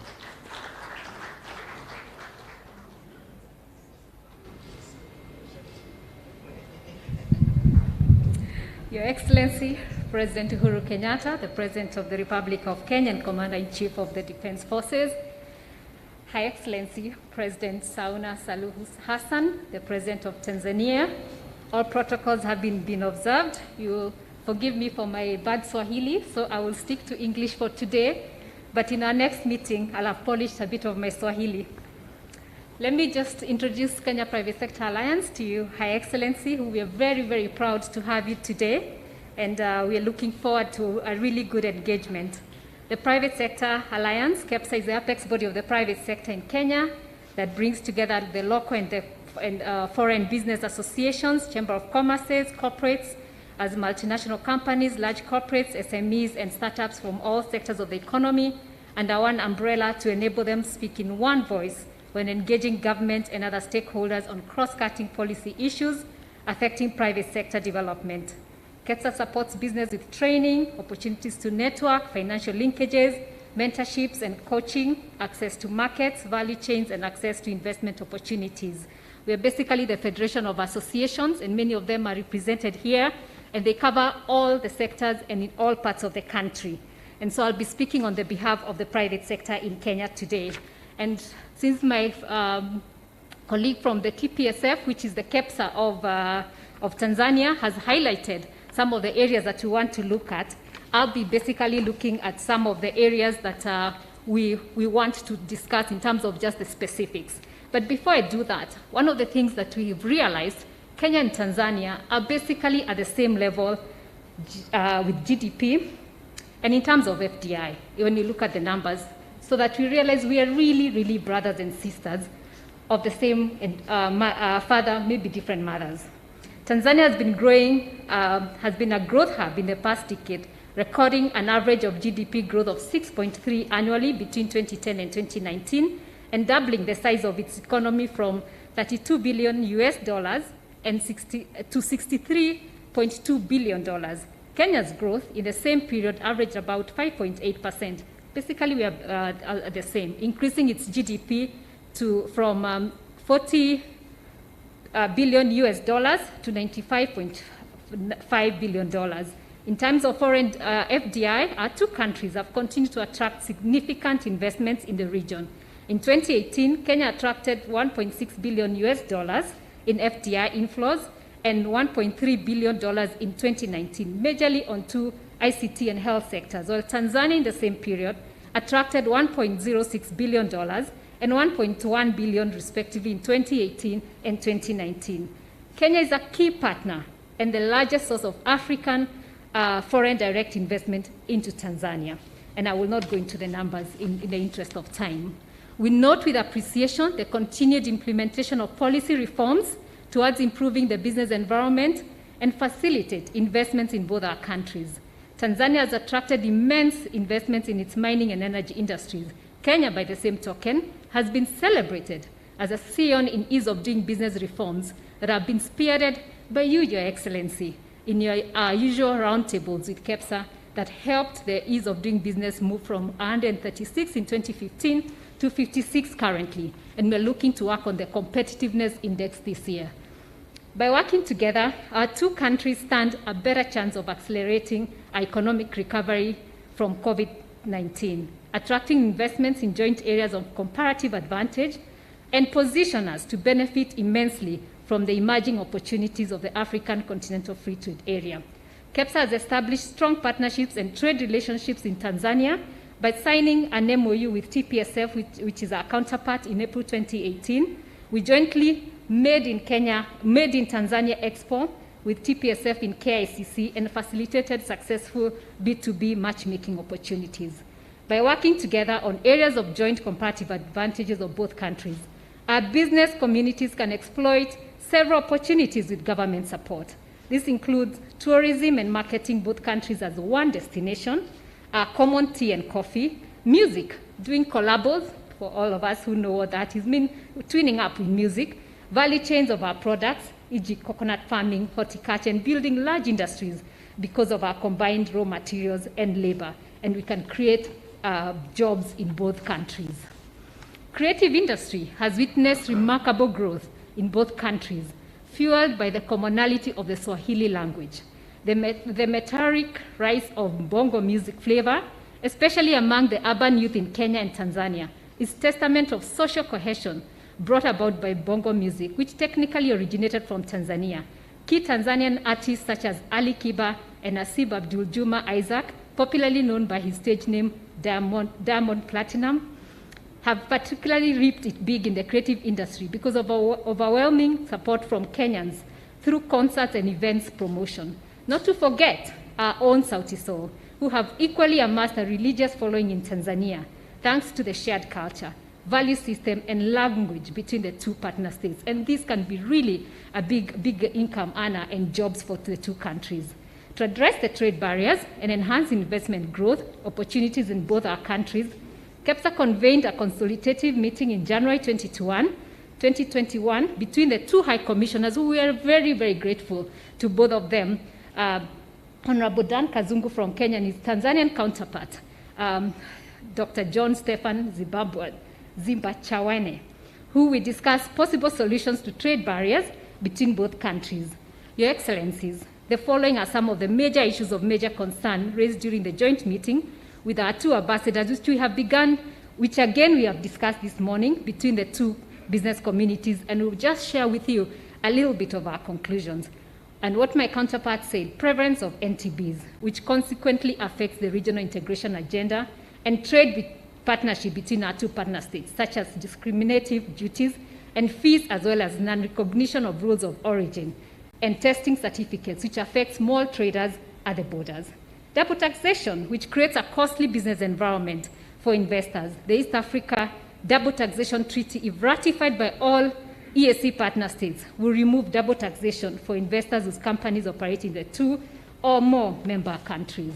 Lack of mutual dispute settlement mechanisms, which makes it hard for investors to have confidence that barriers to regional markets will not be reinstated overnight. Disharmony of taxes, particularly excise duty, IDF, income tax, and VAT in the EAC partner states, resulting into less trade volume returns. Non-recognition of standards and professional qualifications, which is a major hindrance to movement of goods, as well as professional services between the two countries. And finally, non-implementation of the open sky policy, which denies us the opportunity to travel cheaply by air, thereby limiting the great potential of tourism that exists both countries. So these are just a bit of the highlights, but what we'll ask, Your Excellencies, is that our ministers could meet and with ourselves and really resolve the details of these issues, maybe in the next couple of weeks, so that we don't really go into all the details of every specific thing that we have mentioned. So I wish to really thank you, Your Excellencies, being our face for this partnership that KEPSA and TPSF have been developing over the years, both on investments and challenges experienced. And in the absence of our EABC CEO, who is now the Secretary General of EAC, and we're very, very grateful, I'd like to invite the EABC Chair, who will wrap up for the private sector before we move to the ministers. Thank you.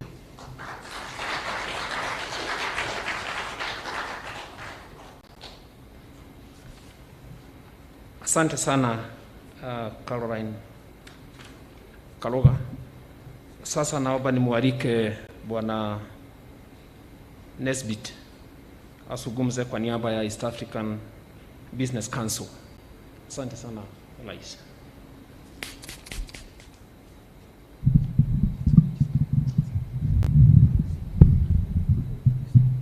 Asante Bwana Weru. Your Excellency, the President of the Republic of Kenya, Honorable Uhuru Kenyatta, Your Excellency, the President of the United Republic of Tanzania, Honorable Madam Samia Suluhu Hassan, Cabinet Ministers, distinguished guests, my sister, Ms. Angela Ngulula from Chair TPSF, distinguished guests, ladies and gentlemen, I bring you warm greetings from my board of the East African Business Council, the umbrella of the private sector bodies in East Africa, and I'm honored to speak to you today, and I'm very grateful for all your work to promote trade and regional integration in East Africa. As stipulated under Article 7 of the East African Community Treaty, our integration is people-oriented, market-driven, and private sector-led, thus ensuring the sustainability of our regional economies. And this business forum provides us an opportunity to strengthen the partnership between private sector and your governments while furthering regional integration. And with that in mind, Your Excellencies, this morning I'd like to give you our view on what it's going to take to really create giants from East Africa.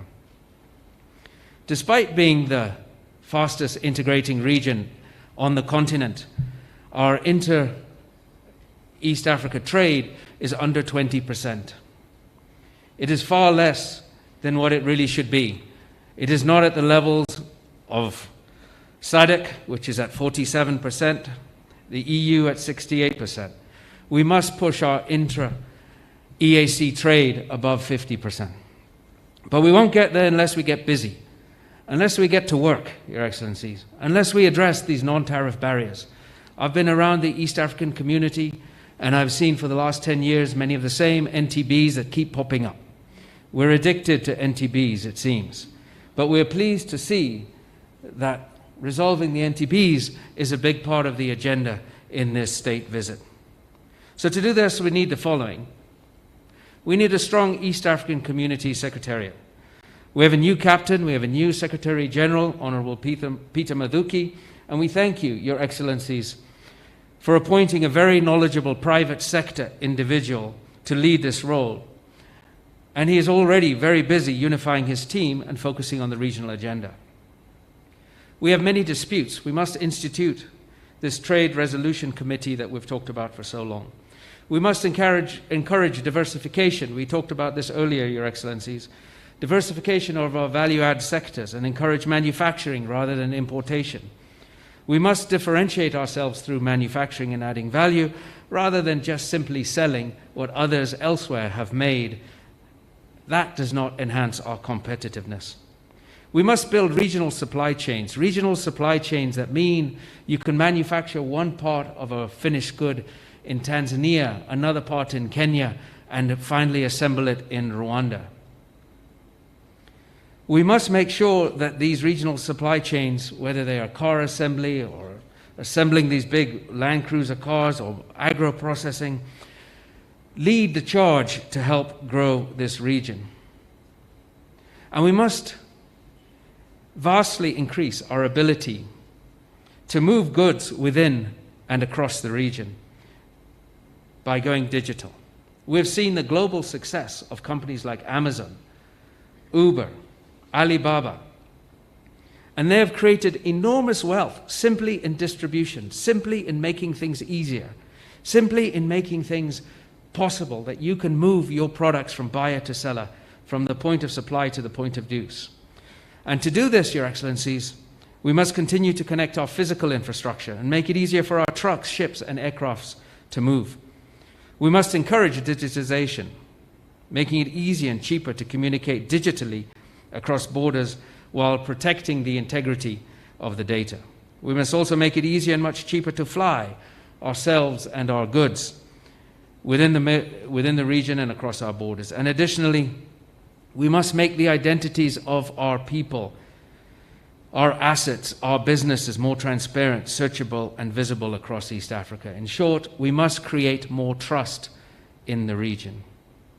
We want our tax regimes harmonized and mutually respected, and we want our respective standard bodies to be recognized so that our manufacturers are not subjected to abnormal tariff barriers.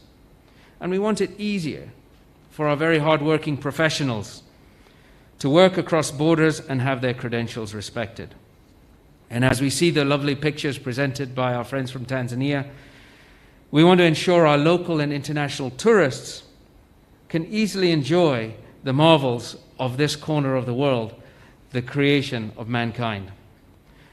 And with the AFCFTA coming, Your Excellencies, if we can do all of these things and more, we'll finally make it easier to create East African giants that can roll across the continent, hiring people, buying raw materials and selling differentiated products en masse, building MSMEs and SMEs everywhere. That is what we want. And what we want in this environment is one that encourages exports, that encourages investment, that encourages the diaspora to come home and invest.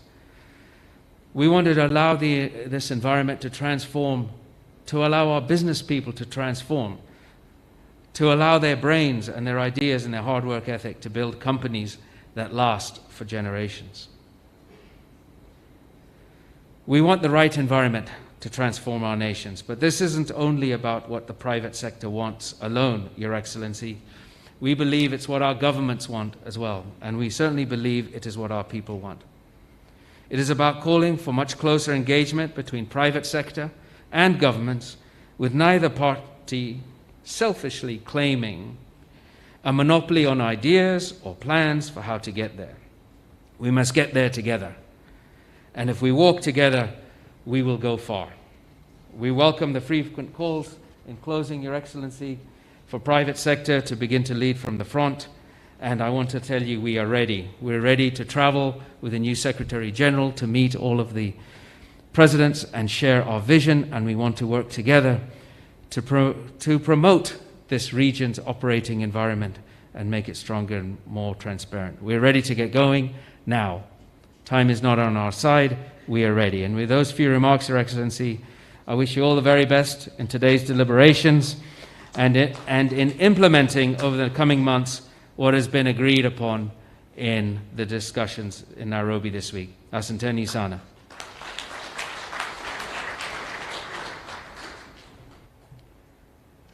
Asante sana. Nick Nesbitt amezungumza kwa niaba ya East African Business Council. Kwa ruhusa yako Mheshimiwa Rais, naomba sasa nimwalike Richard Ngatia, the President of the Kenya National Chamber of Commerce. If you're in the house, Richard, you have exactly 2 minutes. You have the floor. Asante.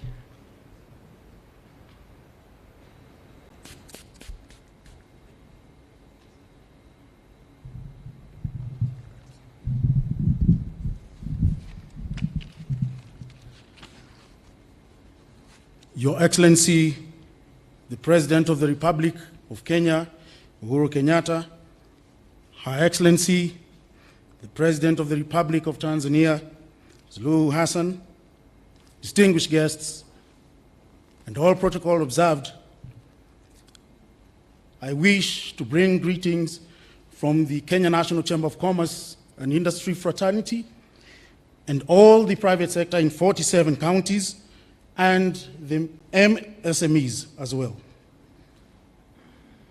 The private sector attaches great importance to this event, as there is a great potential to intensify and broaden economic relations given the opportunities that exist in both countries.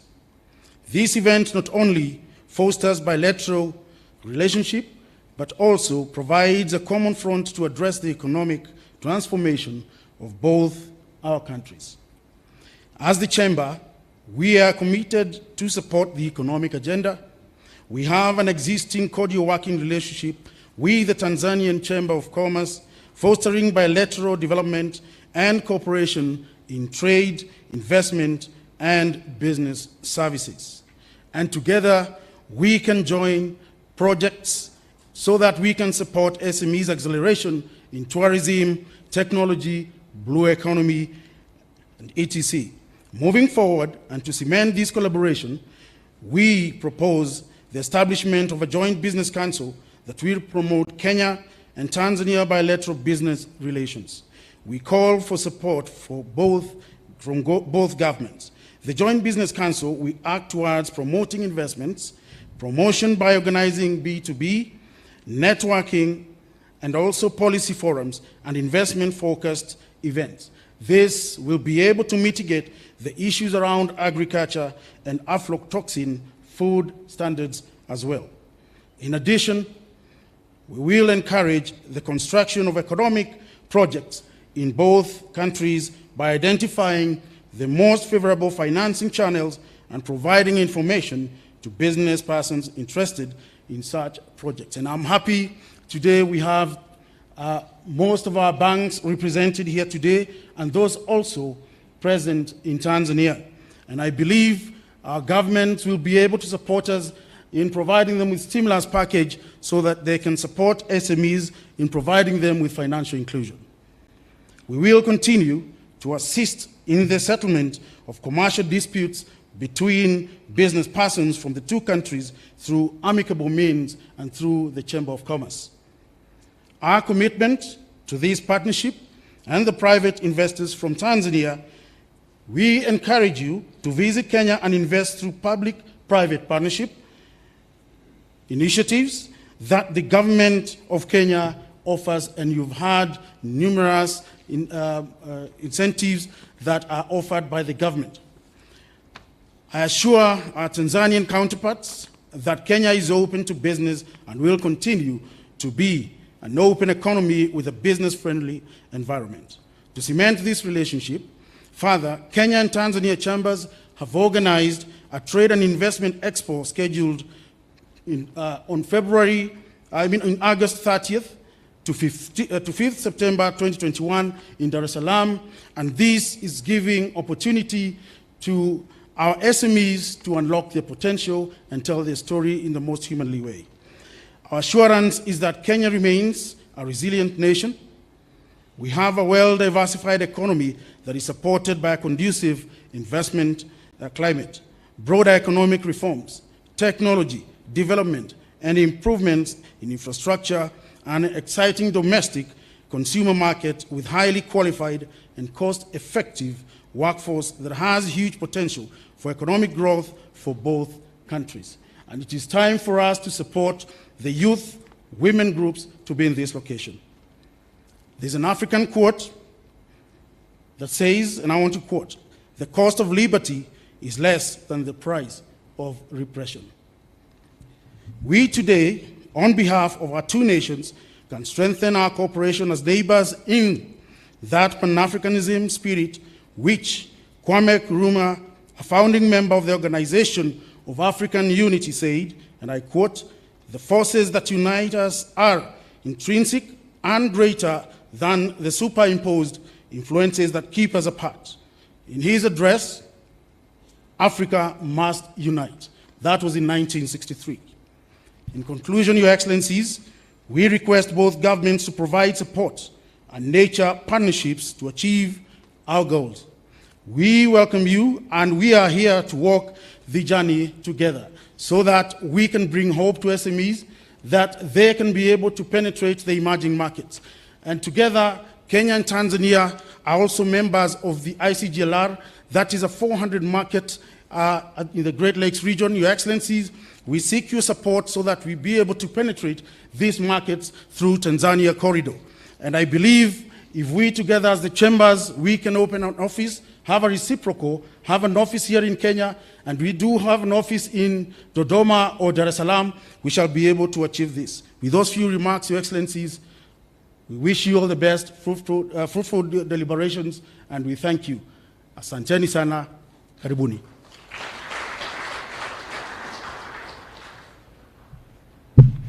Asante sana Bwana Richard Gatia kwa ruhusa yako, waheshimiwa marais. Naomba nimwalike Waziri Kilitila Mkubo kutoka Tanzania aseme mafupi, kisha amwalike waziri wako wa biashara desk PD. Waziri. Asante. Asante sana.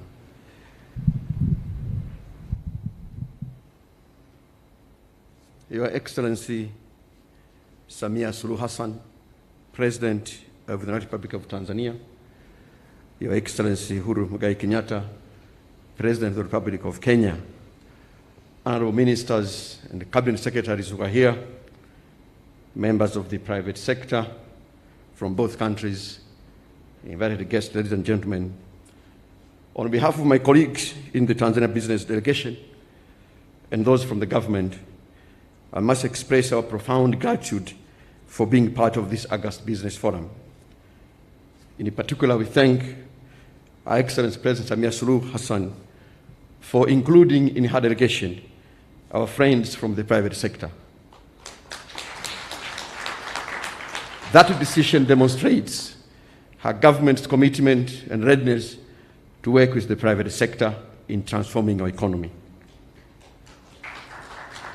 Your Excellencies, in a 1995 speech talking about the importance of leadership in promoting people's social and economic development, our founding father, Mwalimu Julius Kambarage Nyerere, said, and I quote, "There is no way in which we can begin to deal with the problems of Africa without leadership and without commitment.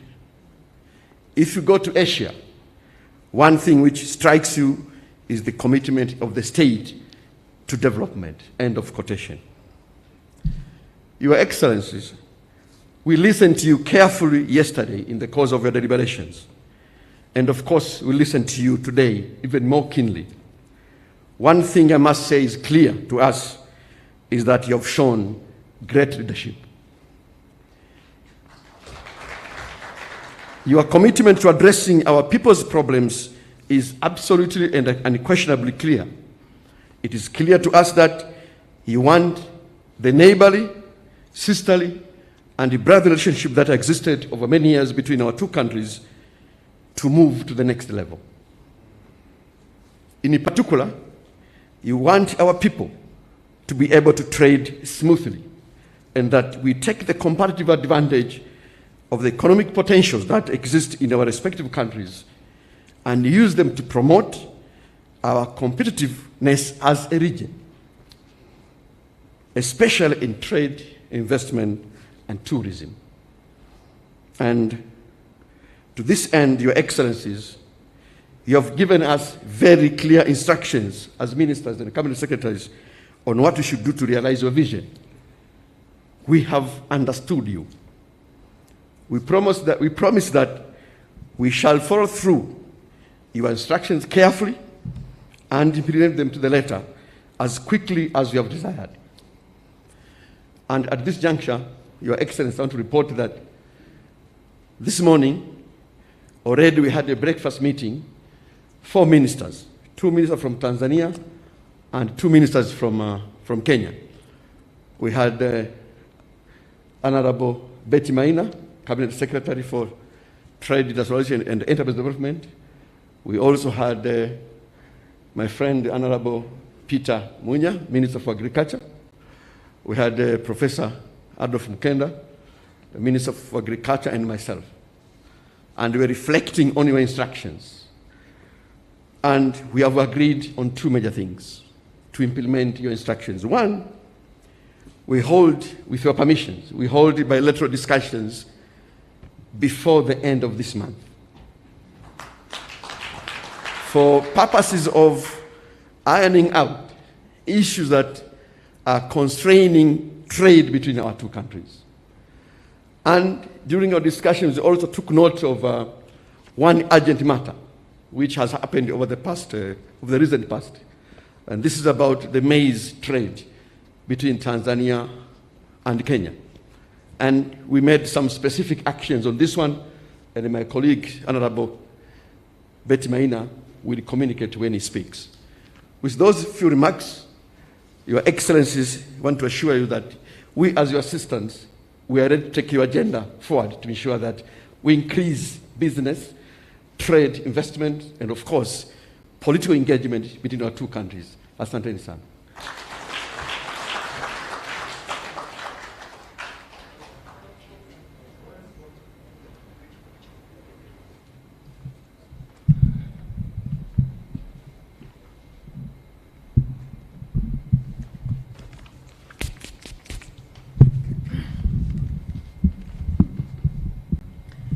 Mheshimiwa Rais Uhuru Kenyatta, Rais wa Jamhuri ya Kenya, Mheshimiwa Madam Rais Samia Suluhu Hassan, Rais wa URT, muungano wa Tanzania. I have to struggle with that. Mawaziri wenzangu hapa kutoka Kenya na mawaziri kutoka the United Republic of Tanzania na wafanyabiashara. Madam Rais, tunafurahi sana kwa sababu ulichagua kutembelea Kenya mwanzoni mwa rais wako. Tunafurahi pia kwamba umesisitiza sana mambo yanayoathiri wafanyabiashara kati ya nchi zetu mbili. Asubuhi hii tumesikia kutoka kwa wafanyabiashara waliokusanyika hapa. Jana, kama mwenzangu amesema, nyote wawili mliagiza mawaziri wenu wa biashara kufanya kazi kwa bidii kushughulikia changamoto zinazoathiri mtiririko mzuri wa biashara kati ya nchi zetu mbili. Kama mwenzangu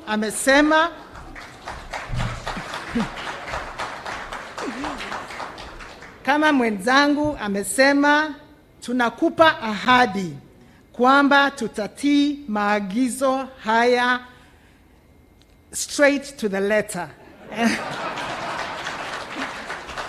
And we promise we will be back within a month with a report from the bilateral. And with those very few remarks, sasa tunaomba Mheshimiwa Rais, please welcome to address the business delegation gathered here. Asante sana.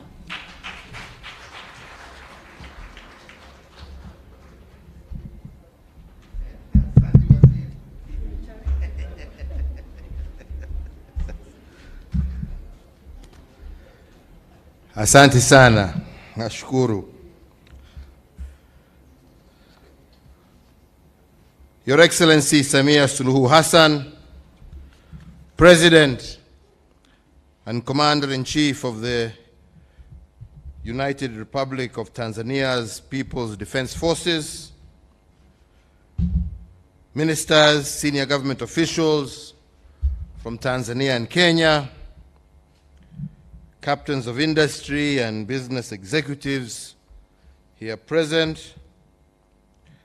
Let me begin, ladies and gentlemen, by once again taking this opportunity to thank my dear sister Samia Suluhu Hassan and indeed her entire delegation for making this historic maiden visit to Kenya. Tunasema asanti sana. As I said, it is historic on many fronts, including it being the very first state visit by a female president of the East African region to a neighboring country. Kwa hivyo, safari hii itaandikwa kwa vitabu ya historia ya Afrika Mashariki. During the last 2 days, we have had the benefit of fruitful bilateral consultations touching on a wide range of subjects to promote the interests of the people of Tanzania and Kenya. Indeed, all Kenyans are excited and proud, and we have confidence, Madam President, that you will maintain the well-established tradition of promoting the bilateral and multilateral interests, not only of the people of the United Republic of Tanzania, but also of the entire East African community. Today, we are together again at this meeting of business leaders from both our countries. And I believe Your Excellency will agree with me that prosperity for our two countries hinges on creating a conducive business environment, boosting economic cooperation, and growing mutually beneficial trade and investment. I believe we have a common desire to promote and support the business community, an objective that is reflected in the theme of this forum, promoting trade and tourism and investment between Kenya and Tanzania within the East African Community Customs Union framework. So, Your Excellency, ladies and gentlemen, I want to reiterate again that Kenya and Tanzania enjoy cordial relations going back to our pre-independence days, and Tanzania continues to be a key partner of Kenya in many areas, from security to agriculture, pharmaceuticals, petroleum, finance, trade of manufactured goods, energy, and general trade. Indeed, our two countries were among the three founding members of the East African Community in the year 2000, following the collapse of the original community in 1977. And we have since continued to work together to ensure that our community remains a strong pillar of our relations. The East African Community, through the East African Customs Union and the East African Community Common Market Protocol, has opened our borders and unlocked opportunities for the free movement of goods, services, and investments across the East African borders. This should have paved the way for trade to thrive, create new opportunities, and increase trade volumes. This, supported by a vibrant and an entrepreneurial private sector, trade between our countries has thrived, but we must accept that it has yet to reach the levels that we all expected. Total trade was valued at 60.4 billion Kenya shillings in 2012 and Kenya shillings 58 billion in 2020, indicating a slight decline. In the years 2016, 2017, and 18, trade was valued at 47.5 billion, 45.6 billion, and Kenya shillings 47.5 billion respectively. This reflects challenges in the trade regime, which, as we have heard from friends in the private sector, we need to urgently address. Your Excellency, ladies and gentlemen, our private sector should by now be looking beyond our borders to seize opportunities accorded by the Africa Continental Free Trade Area, which came into effect on the 1st of January this year, and the older but still important East African Community and EU Economic Partnership Agreement. The Africa Continental Free Trade Area trading arrangement offers numerous opportunities for the business community and great potential to enhance inter-Africa trade to levels that we have never experienced before. Also important is the East African Community EU Economic Partnership Agreement. The Protocol on Rules of Origin under the EAC EU EPA allows our manufacturers to accumulate materials for the East Africa, the ACP, and the AU for conversion into finished products, exported to the EU and other markets.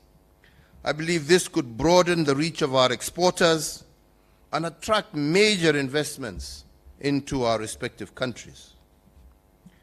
In this regard, Your Excellency, as we work collaboratively under these trade regimes to unlock the potential of our private sector's creativity, I wish to request your government to give effect to these two agreements through their ratification. In response to the conclusions reached by our business leaders, I wish to agree with the proposal that we have heard from your Minister of Trade, that they shall meet in the next 4 weeks and resolve all non-tariff barriers and other restrictions that have adversely affected trade between our two countries.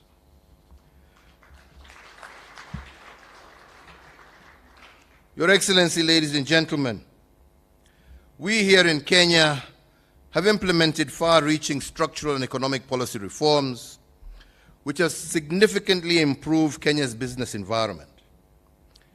I am indeed aware that you too are working in Tanzania to have similar structural and economic policy reforms also aimed to promote economic growth. I believe there is a lot that we can learn from each other by working together and collaborating on these reforms. Kwa hivyo, Mheshimiwa Rais, mimi ningependa kwa kumalizia kusema ya kwamba naona tuko na nafasi na naamini ya kwamba tuko na nia ya kuhakikisha ya kwamba tukifanya pamoja tunaweza kuinua uchumi wa Tanzania na uchumi wa Kenya. Naamini Mheshimiwa Rais kwa dhati ya kwamba tukiingia kwa kazi hii kwa njia ya kushirikiana, ushindi utakuwa wa wananchi wa nchi zetu mbili. Vile tulikuwa tunasema hapo awali, Kenya na Tanzania na wananchi wetu wakijiona kama mandugu ambao wanashirikiana badala ya kushindana, sisi wote tutashinda. Hatuna lolote la kushindana sisi. Yetu ni tushirikiane. Kwa sababu tukijiona kama nchi ambazo zinashindana, hatutaweza kupata wale wawekezaji wakubwa ambao wataweza kuja kuweka viwanda vyao katika nchi zetu na nchi za Afrika Mashariki. Lakini ile ambacho tutaona ni kazi ambazo zingeenda kwa vijana wetu, hizo viwanda vikiwa hapa, hazitakuja kwa vijana wetu, badala kazi hizo zitakuwa nchi zingine, kwa sababu soko yetu itakuwa ndogo na sisi ndio tutakuwa tunanunua bidhaa za nchi zingine za nje, badala ya tusaidiane, tuseme njooni tushirikiane, tujenge viwanda vyetu viwe vikubwa. Ndio badala ya kuwa sisi tuatoa mizigo yetu kutoka, sitaki kutaja nchi ndio mtu asiseme hii na hii, lakini tuseme nchi za nje, tuwe tunanunua bidhaa ambazo zimeundwa katika nchi zetu, na ndio vijana wetu waweze kupata kazi. Na ndipo nasema tukishirikiana, ushindi ni wa wananchi wa jamhuri zetu mbili, ushindi ni wa wananchi wa Afrika Mashariki. Kwa hivyo, vile ulitukumbusha jana wakati tulikuwa katika mkutano wa kirasmi, ulitukumbusha ya kwamba taifa la Kenya ndio la 5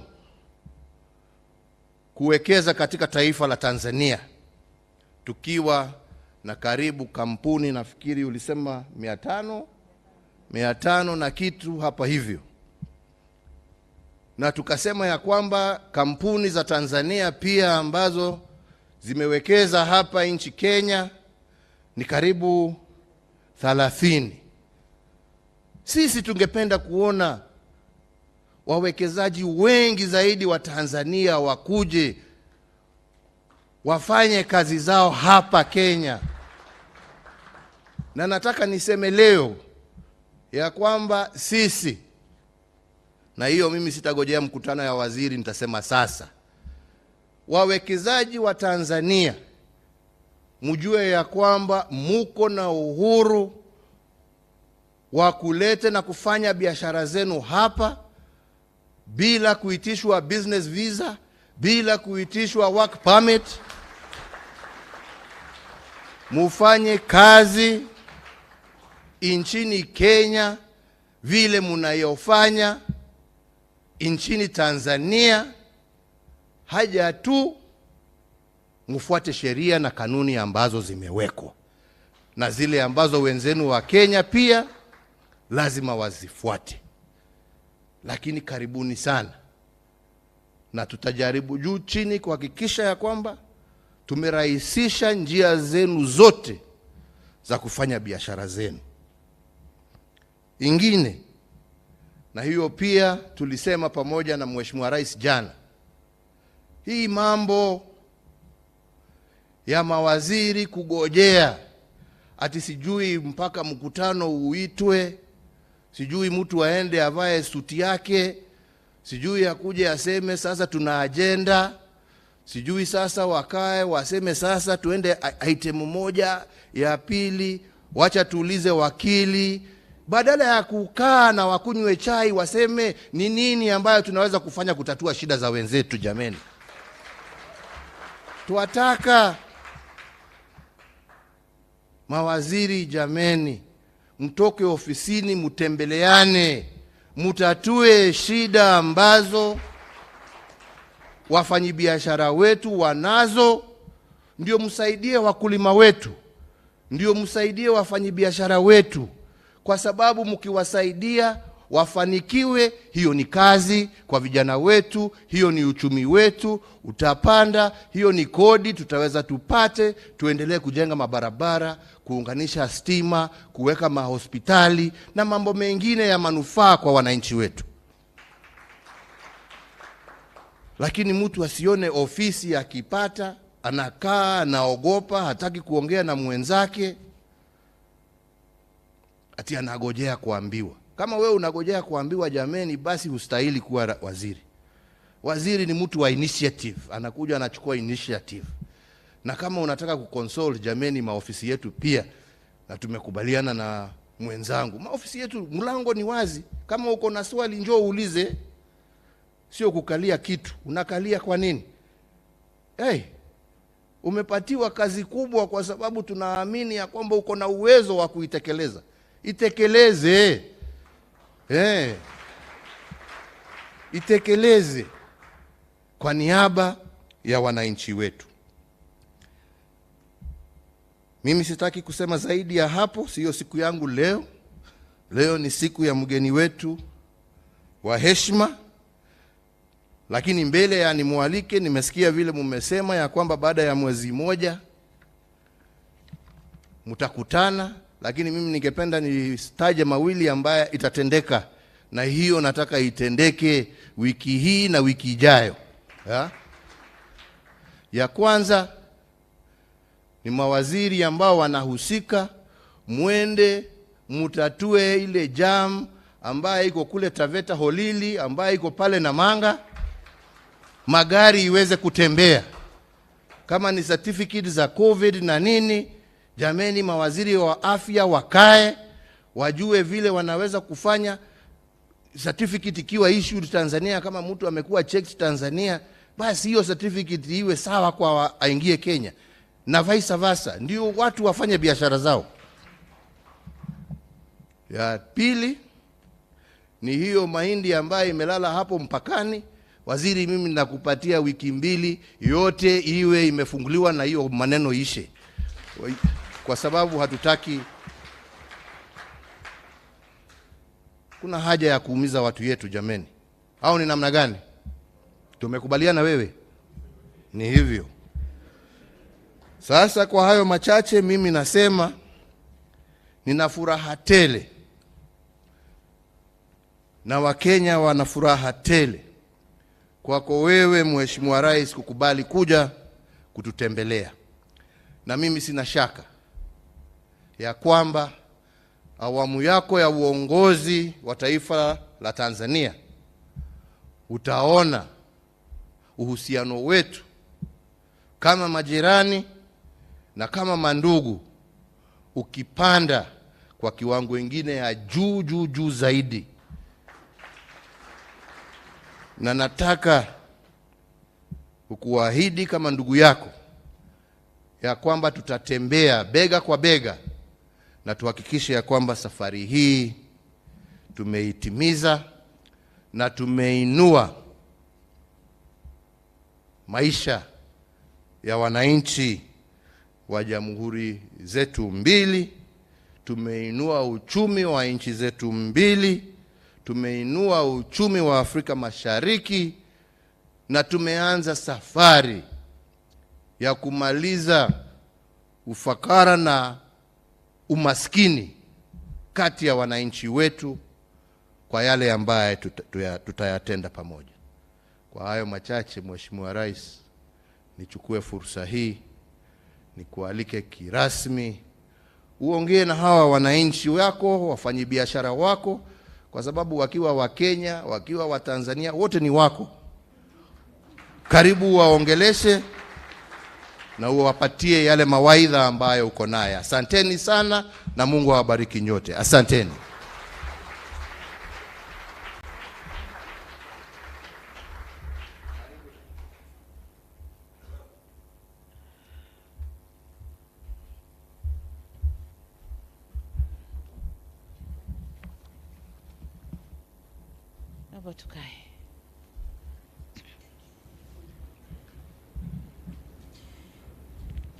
Your Excellency, Uhuru Kenyatta, President of the Republic of Kenya, honorable ministers here present, permanent and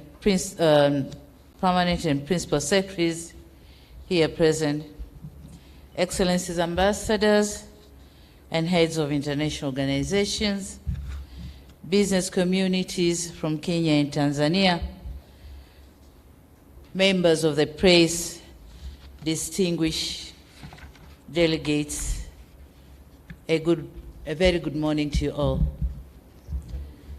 Na nataka niwasalimu, it's a very good afternoon, sorry. Niwasalimu kwa jina la Jamhuri ya Muungano wa Tanzania. Mnatakiwa kuitikia kazi iendelee. Turudie sasa, na wasalimu kwa jina la Jamhuri ya Muungano wa Tanzania. Iendelee kweli kweli. Asanteni sana. Mr. President, allow me to commence by thanking everyone who is here with us, especially yourself, my dear brother, President Uhuru Kenyatta. It's heartwarming to note that you have been taken time to share with us here in this occasion, while knowing you have a very busy schedule. Thank you very much. This is not only a clear testimony of how you value trade relations between our countries, but also confirms that to us the interest you have for the long-standing partnership between our two countries, and for many years now.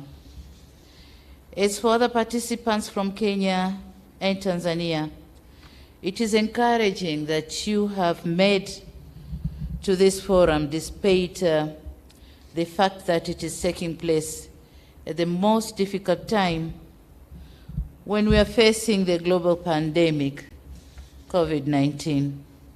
We are here, everybody, with mask on our faces. And when I see people with the mask on faces, it reminds me in our village, when we go and do the herding with the goats, we protect them from eating the crops on the way. So we cover them the same way we are doing today. This is not very, but we have to do it. Personally, I'm delighted to join you here in this beautiful city of Nairobi, a city that was fondly referred as half London by Tanzanians in the years mid-80s. Today I can say without a pinch of a doubt that Nairobi has not lost its luster and has continued to flourish and be a hub for many world business and investments. Congratulations, Nairobi. Your Excellency, the President, my appreciation would not be replete if I don't thank the organizers of this business forum for meticulously putting together this forum. The earnest dedication and commitment given towards making this forum a reality underpins amplitude of the interactions and dialogue between our governments and private sector. This commitment is very instrumental in steering an excellent and all-weather bilateral trade relationship, which is a cornerstone for the social and economic development of our people in both of our countries and the East African region in general. Dear participants, we are living in an era of globalization where interdependency is key and no country can develop itself in an isolation, and no one would view global competition as a zero-sum game. Real development is only realized when we develop together. Business-to-business interactions provides an avenue for companies to exploit areas of interest and forge cooperation for mutual benefit. Aspirations of many business people is to make profit, while at the very heart of it, such partnership should create jobs to boost up the socio-economic well-being of our people. The private sector is key to driving growth that will deliver these jobs, transform labor markets, open up opportunities, and unleash entrepreneurial spirit. These aspects can only be realized if businesses are operating in a conducive environment. And it is the role of our two governments to create this environment to facilitate growth of the private sector through good legislations, transparent and predictable taxation systems, efficient court systems which can expedite business cases, and existence of a good investment climate. The government of Tanzania has over the years continued to undertake reforms and improve the business and investment environment.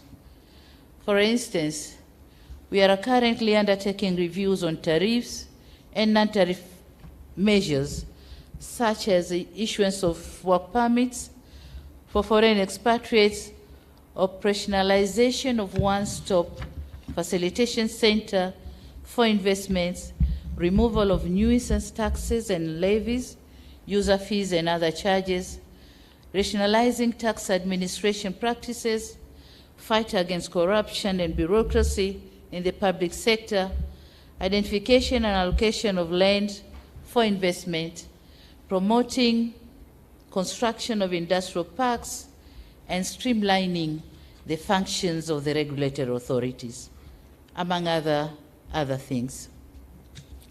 All these initiatives are being guided by our homegrown reform strategy, known as the Blueprint of Regulatory Reforms, for improvement of business environment in Tanzania.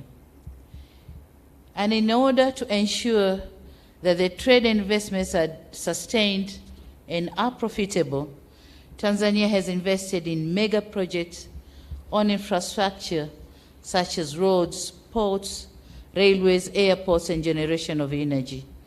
The aim is to reduce the cost of production and cost of doing business, with a major purpose of creating an enabling environment for business to prosper and maintaining investors' confidence.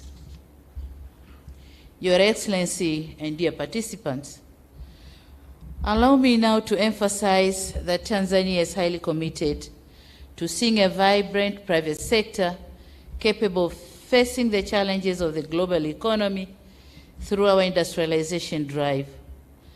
We believe that successful industrialization is the basis of value addition to our products, which in turn creates wealth and employment, and this is what business people should strive to achieve. The vulnerability of commodity export-dependent countries is well known, and it needs no emphasis. Upstream value chain participation is of utmost importance if our companies want to be effective in export undertakings. I'm emphasizing this because as Tanzanian companies meet their counterparts from Kenya today at this forum, they should strive to establish business relationships which will establish both parties, which enable both parties to exploit opportunities existing in each other's country. There's an opportunity to leverage on Kenya's technology, know-how, and above all, capital. On the other hand, Tanzania has abundance of natural resources, tourist attractions, and land. It is my hope that this forum will act as a catalyst for our business community to kickstart meaningful partnership with Kenya companies in the areas of investments and trade opportunities. I, therefore, urge business communities from Tanzania and Kenya to exploit this chance to exchange skills, work together in research and development, technology, as well as looking for capital where necessary.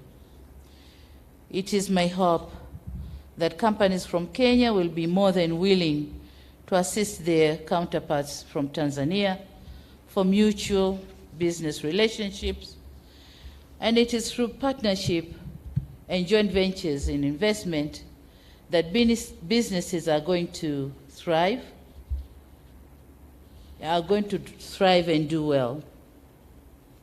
Your Excellency and dear participants, we have an unsatisfactory situation here that our trade levels are not as good as we want it to be, and I wouldn't go through the statistics because they've been already presented to you. But it is my hope that this business forum is an opportunity for our business communities to identify strategies, our strategic investors from each side, to build partnership that will work together, bridging the existing gaps. Needless to say, transfer of technology is very vital to our country. We expect this forum, among other things, will facilitate transfer of technology and investment with the objective of contributing towards national poverty reduction in Tanzania and economic diversification in Kenya. It is my sincere hope that this forum is a good start and will ease some of the concerns. Tanzania is ready to receive business community from Kenya. Our doors are open for consultation, kama Mheshimiwa Rais alisema, and our hands are open, ready to argue and cooperate. My government is more than ready to serve as a bridge for paving the way for a cooperation between our two business communities from our two countries. Having said all this, I look forward seeing an implementation of the agreed affirmative actions which arise from this forum. And you said it right that you are ready to go now, and I say go.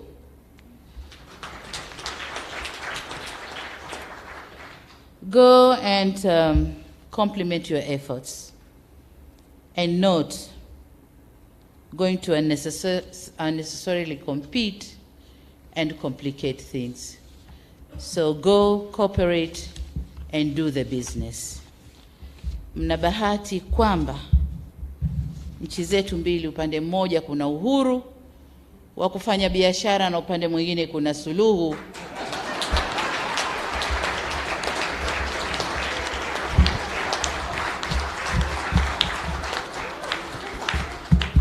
Suluhu ya kuondosha vikwazo vya biashara. Kwa hiyo sasa mshindwe nyinyi. Asanteni sana.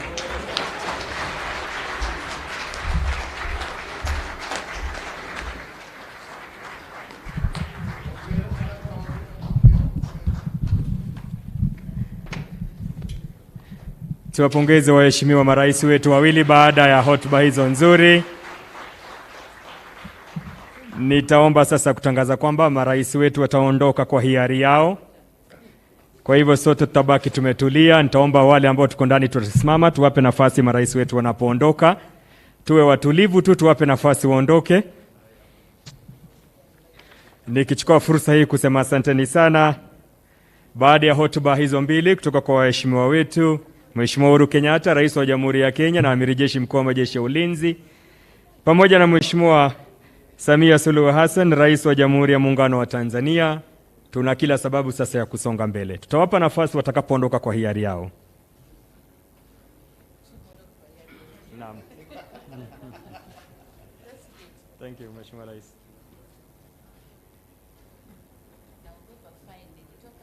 Tuendelea tu kuwa watulivu na nitaomba viongozi tusije tukawafuata. Tuwape nafasi the escort of honor and the protocol team waweze kuondoa viongozi wetu. Ninakumbusha na katibu wetu kwamba tutaendelea na the business forum. We will be advised if we are going to move to Amani Hall, we remain here. Thank you so much. So viongozi wetu wakishaondoka, marais wetu, wanabiashara tuliomba tutabaki baadaye ili tuweze kuzungumza. Tuwapongeze kwa makofi viongozi wetu wanapoondoka. Asanteni sana, imekuwa ni furaha yetu kuweza kuwa nao. Ikiwa ni katika jukwaa hili la biashara kati ya Jamhuri ya Kenya na Jamhuri ya Muungano wa Tanzania, mada ikiwa ni kuboresha biashara, utalii, uwekezaji kati ya Jamhuri ya Kenya na Jamhuri ya Muungano wa Tanzania katika Jumuiya ya Afrika Mashariki, tukitilia mkazo umoja wa forodha. Tuwapongeze tena na niombe viongozi tafadhali tusiondoke. Tuwape nafasi the escort of honor and the protocol team waweze kuondoa viongozi wetu. Tusalie tafadhali ili tuweze kuingia kwenye nafasi ya pili. Ningependa kuwashukuru kwa utiifu wenu. Nimekuwa mwelekezi wenu, jina langu Mike Getone, siongezi la mtume wala la nabii. Hadi wakati mwingine, wasahlan wa marhaba. Nitaomba nimpishe mkurugenzi katibu mkuu Bwana Weru, Profesa Abasenda, ikiwa kuna jambo ambalo tungependa kuwatangazia wanabiashara. Tuketi tafadhali, tuketi kidogo ili tuweze kushauriana. Niombe tuketi kidogo wanabiashara ili tuweze kushauriwa na katibu wetu Abasenda Weru, tafadhali. Yagu ni kuwashukuru sana, thank you very much. Business sites on both delegations. This room is available until 4 p.m. Kwa hivyo msugumziane na mfanya biashara kama mlivyoagizwa na viongozi wetu. Niwashukuru sana kwa kushiriki katika hii kikao. Shukran sana. Na kisha nimuombe mwenzangu aseme mafupi tu kwa delegation ya Tanzania. Naomba nitoe tangazo kwa Watanzania. Naomba tusikilizane. Tusubiri kidogo maelekezo tutakayopewa ni kwamba ni wapi tutaweza kuonana na Mheshimiwa Rais kwa muda mfupi sana. Naomba tutulie, tusisambae sana wa Tanzania. Mheshimiwa Rais atatuona, tutaelekezwa ni ukumbi tutakwenda, kama ni hapa au sehemu nyingine. Naomba tutulie, tusisambae sana wa Tanzania. Mheshimiwa Rais atatuona muda si mrefu. Naomba tuambie na wengine, tusisambae sana, tutulie.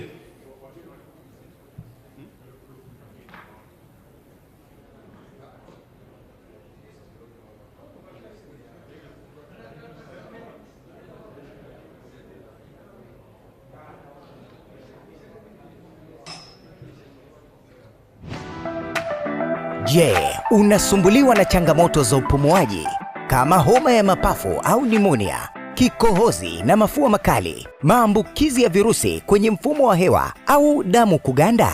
Basi habari njema ni kwamba Bei Karo Clinic wanakuletea dawa asili na kinga ya Bei Karo yenye mchanganyiko wa mimea asilia iliyosajiliwa na Wizara ya Afya chini ya Baraza la Tiba Asili kwa namba TZ 17 TM 0052 inayosaidia kukinga na kutibu homa ya mapafu, kuyeyusha na kuzuia damu kuganda, kikohozi na mafua makali.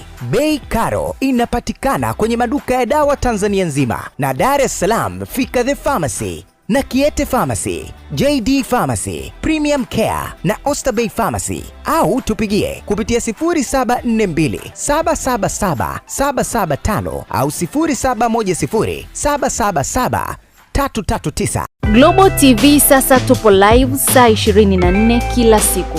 Usisahau kusubscribe na kubonyeza alama ya kengele pamoja na kushare, kulike na kucomment. Mkuu wa chuo cha Kilimanjaro Institute of Technology and Management kilichoko Mwenge jijini Dar es Salaam na chenye ithibati na usajili wa NACTE nambari REG/4/029 anapenda kuwatangaza nafasi za masomo kwa ngazi ya diploma na certificate kwa muhula wa masomo utakaoanza mwezi Machi mwaka 2021 katika kozi zifuatazo: IT, Business Administration, Accountancy, Procurement and Supply, Front Office and Hotel Management. Chuo kimebobea katika ufundishaji kwa njia vitendo na kimeweza kutoa wanafunzi wenye weledi. Wengi wameajiriwa ama kujiajiri, na kwa wale ambao wameamua kuendelea na degree wameweza kujiunga na vyuo vikuu bora kabisa hapa nchini na nje ya nchi. Pia kuna ofa ya kozi fupi za computer application, graphics and design na video production. Kwa maelezo zaidi piga simu nambari 0754864361 au 0652835123. KITM, elimu na ujuzi kwa maendeleo ya viwanda. The Atriums ni hoteli yenye mandhari tulivu na viwango vya hali ya juu, huku huduma bora zikitolewa na wahudumu walibobea kwenye fani hii kwa huduma kama vile malazi, chakula. Vilevile tuna garden kwa ajili ya maharusi, birthday party, hata mikutano, bila kusahau swimming pool kwa wale wanaopenda kuogelea. Kwa mawasiliano zaidi unaweza kutupigia simu nambari 0655026463 au 0763812626. Unaweza pia kutembelea tovuti yetu www.atriumshotel.co.tz. Tupo Sinza, Afrika sana. The Atriums. We are here to serve you. Hakuna wasiwasi tena. Ni Lina Feeds inakupa kilicho bora kwa mifugo yako. Chakula safi kinachozingatia kanuni za afya kutoka kwa watengenezaji wakubwa nchini Tanzania. Hapa tuna Broilers Feeds kwa ajili ya kuku wa nyama. Pia tuna Layers Feeds maalum kwa ajili ya kuku wa mayai, pamoja na Pig Feeds, chakula safi cha nguruwe. Lina Feeds tunakupa elimu ya namna ya kulisha mifugo yako kwa kufuata utaratibu mzuri wa afya ili kupata matokeo mazuri yatakayokupa faraja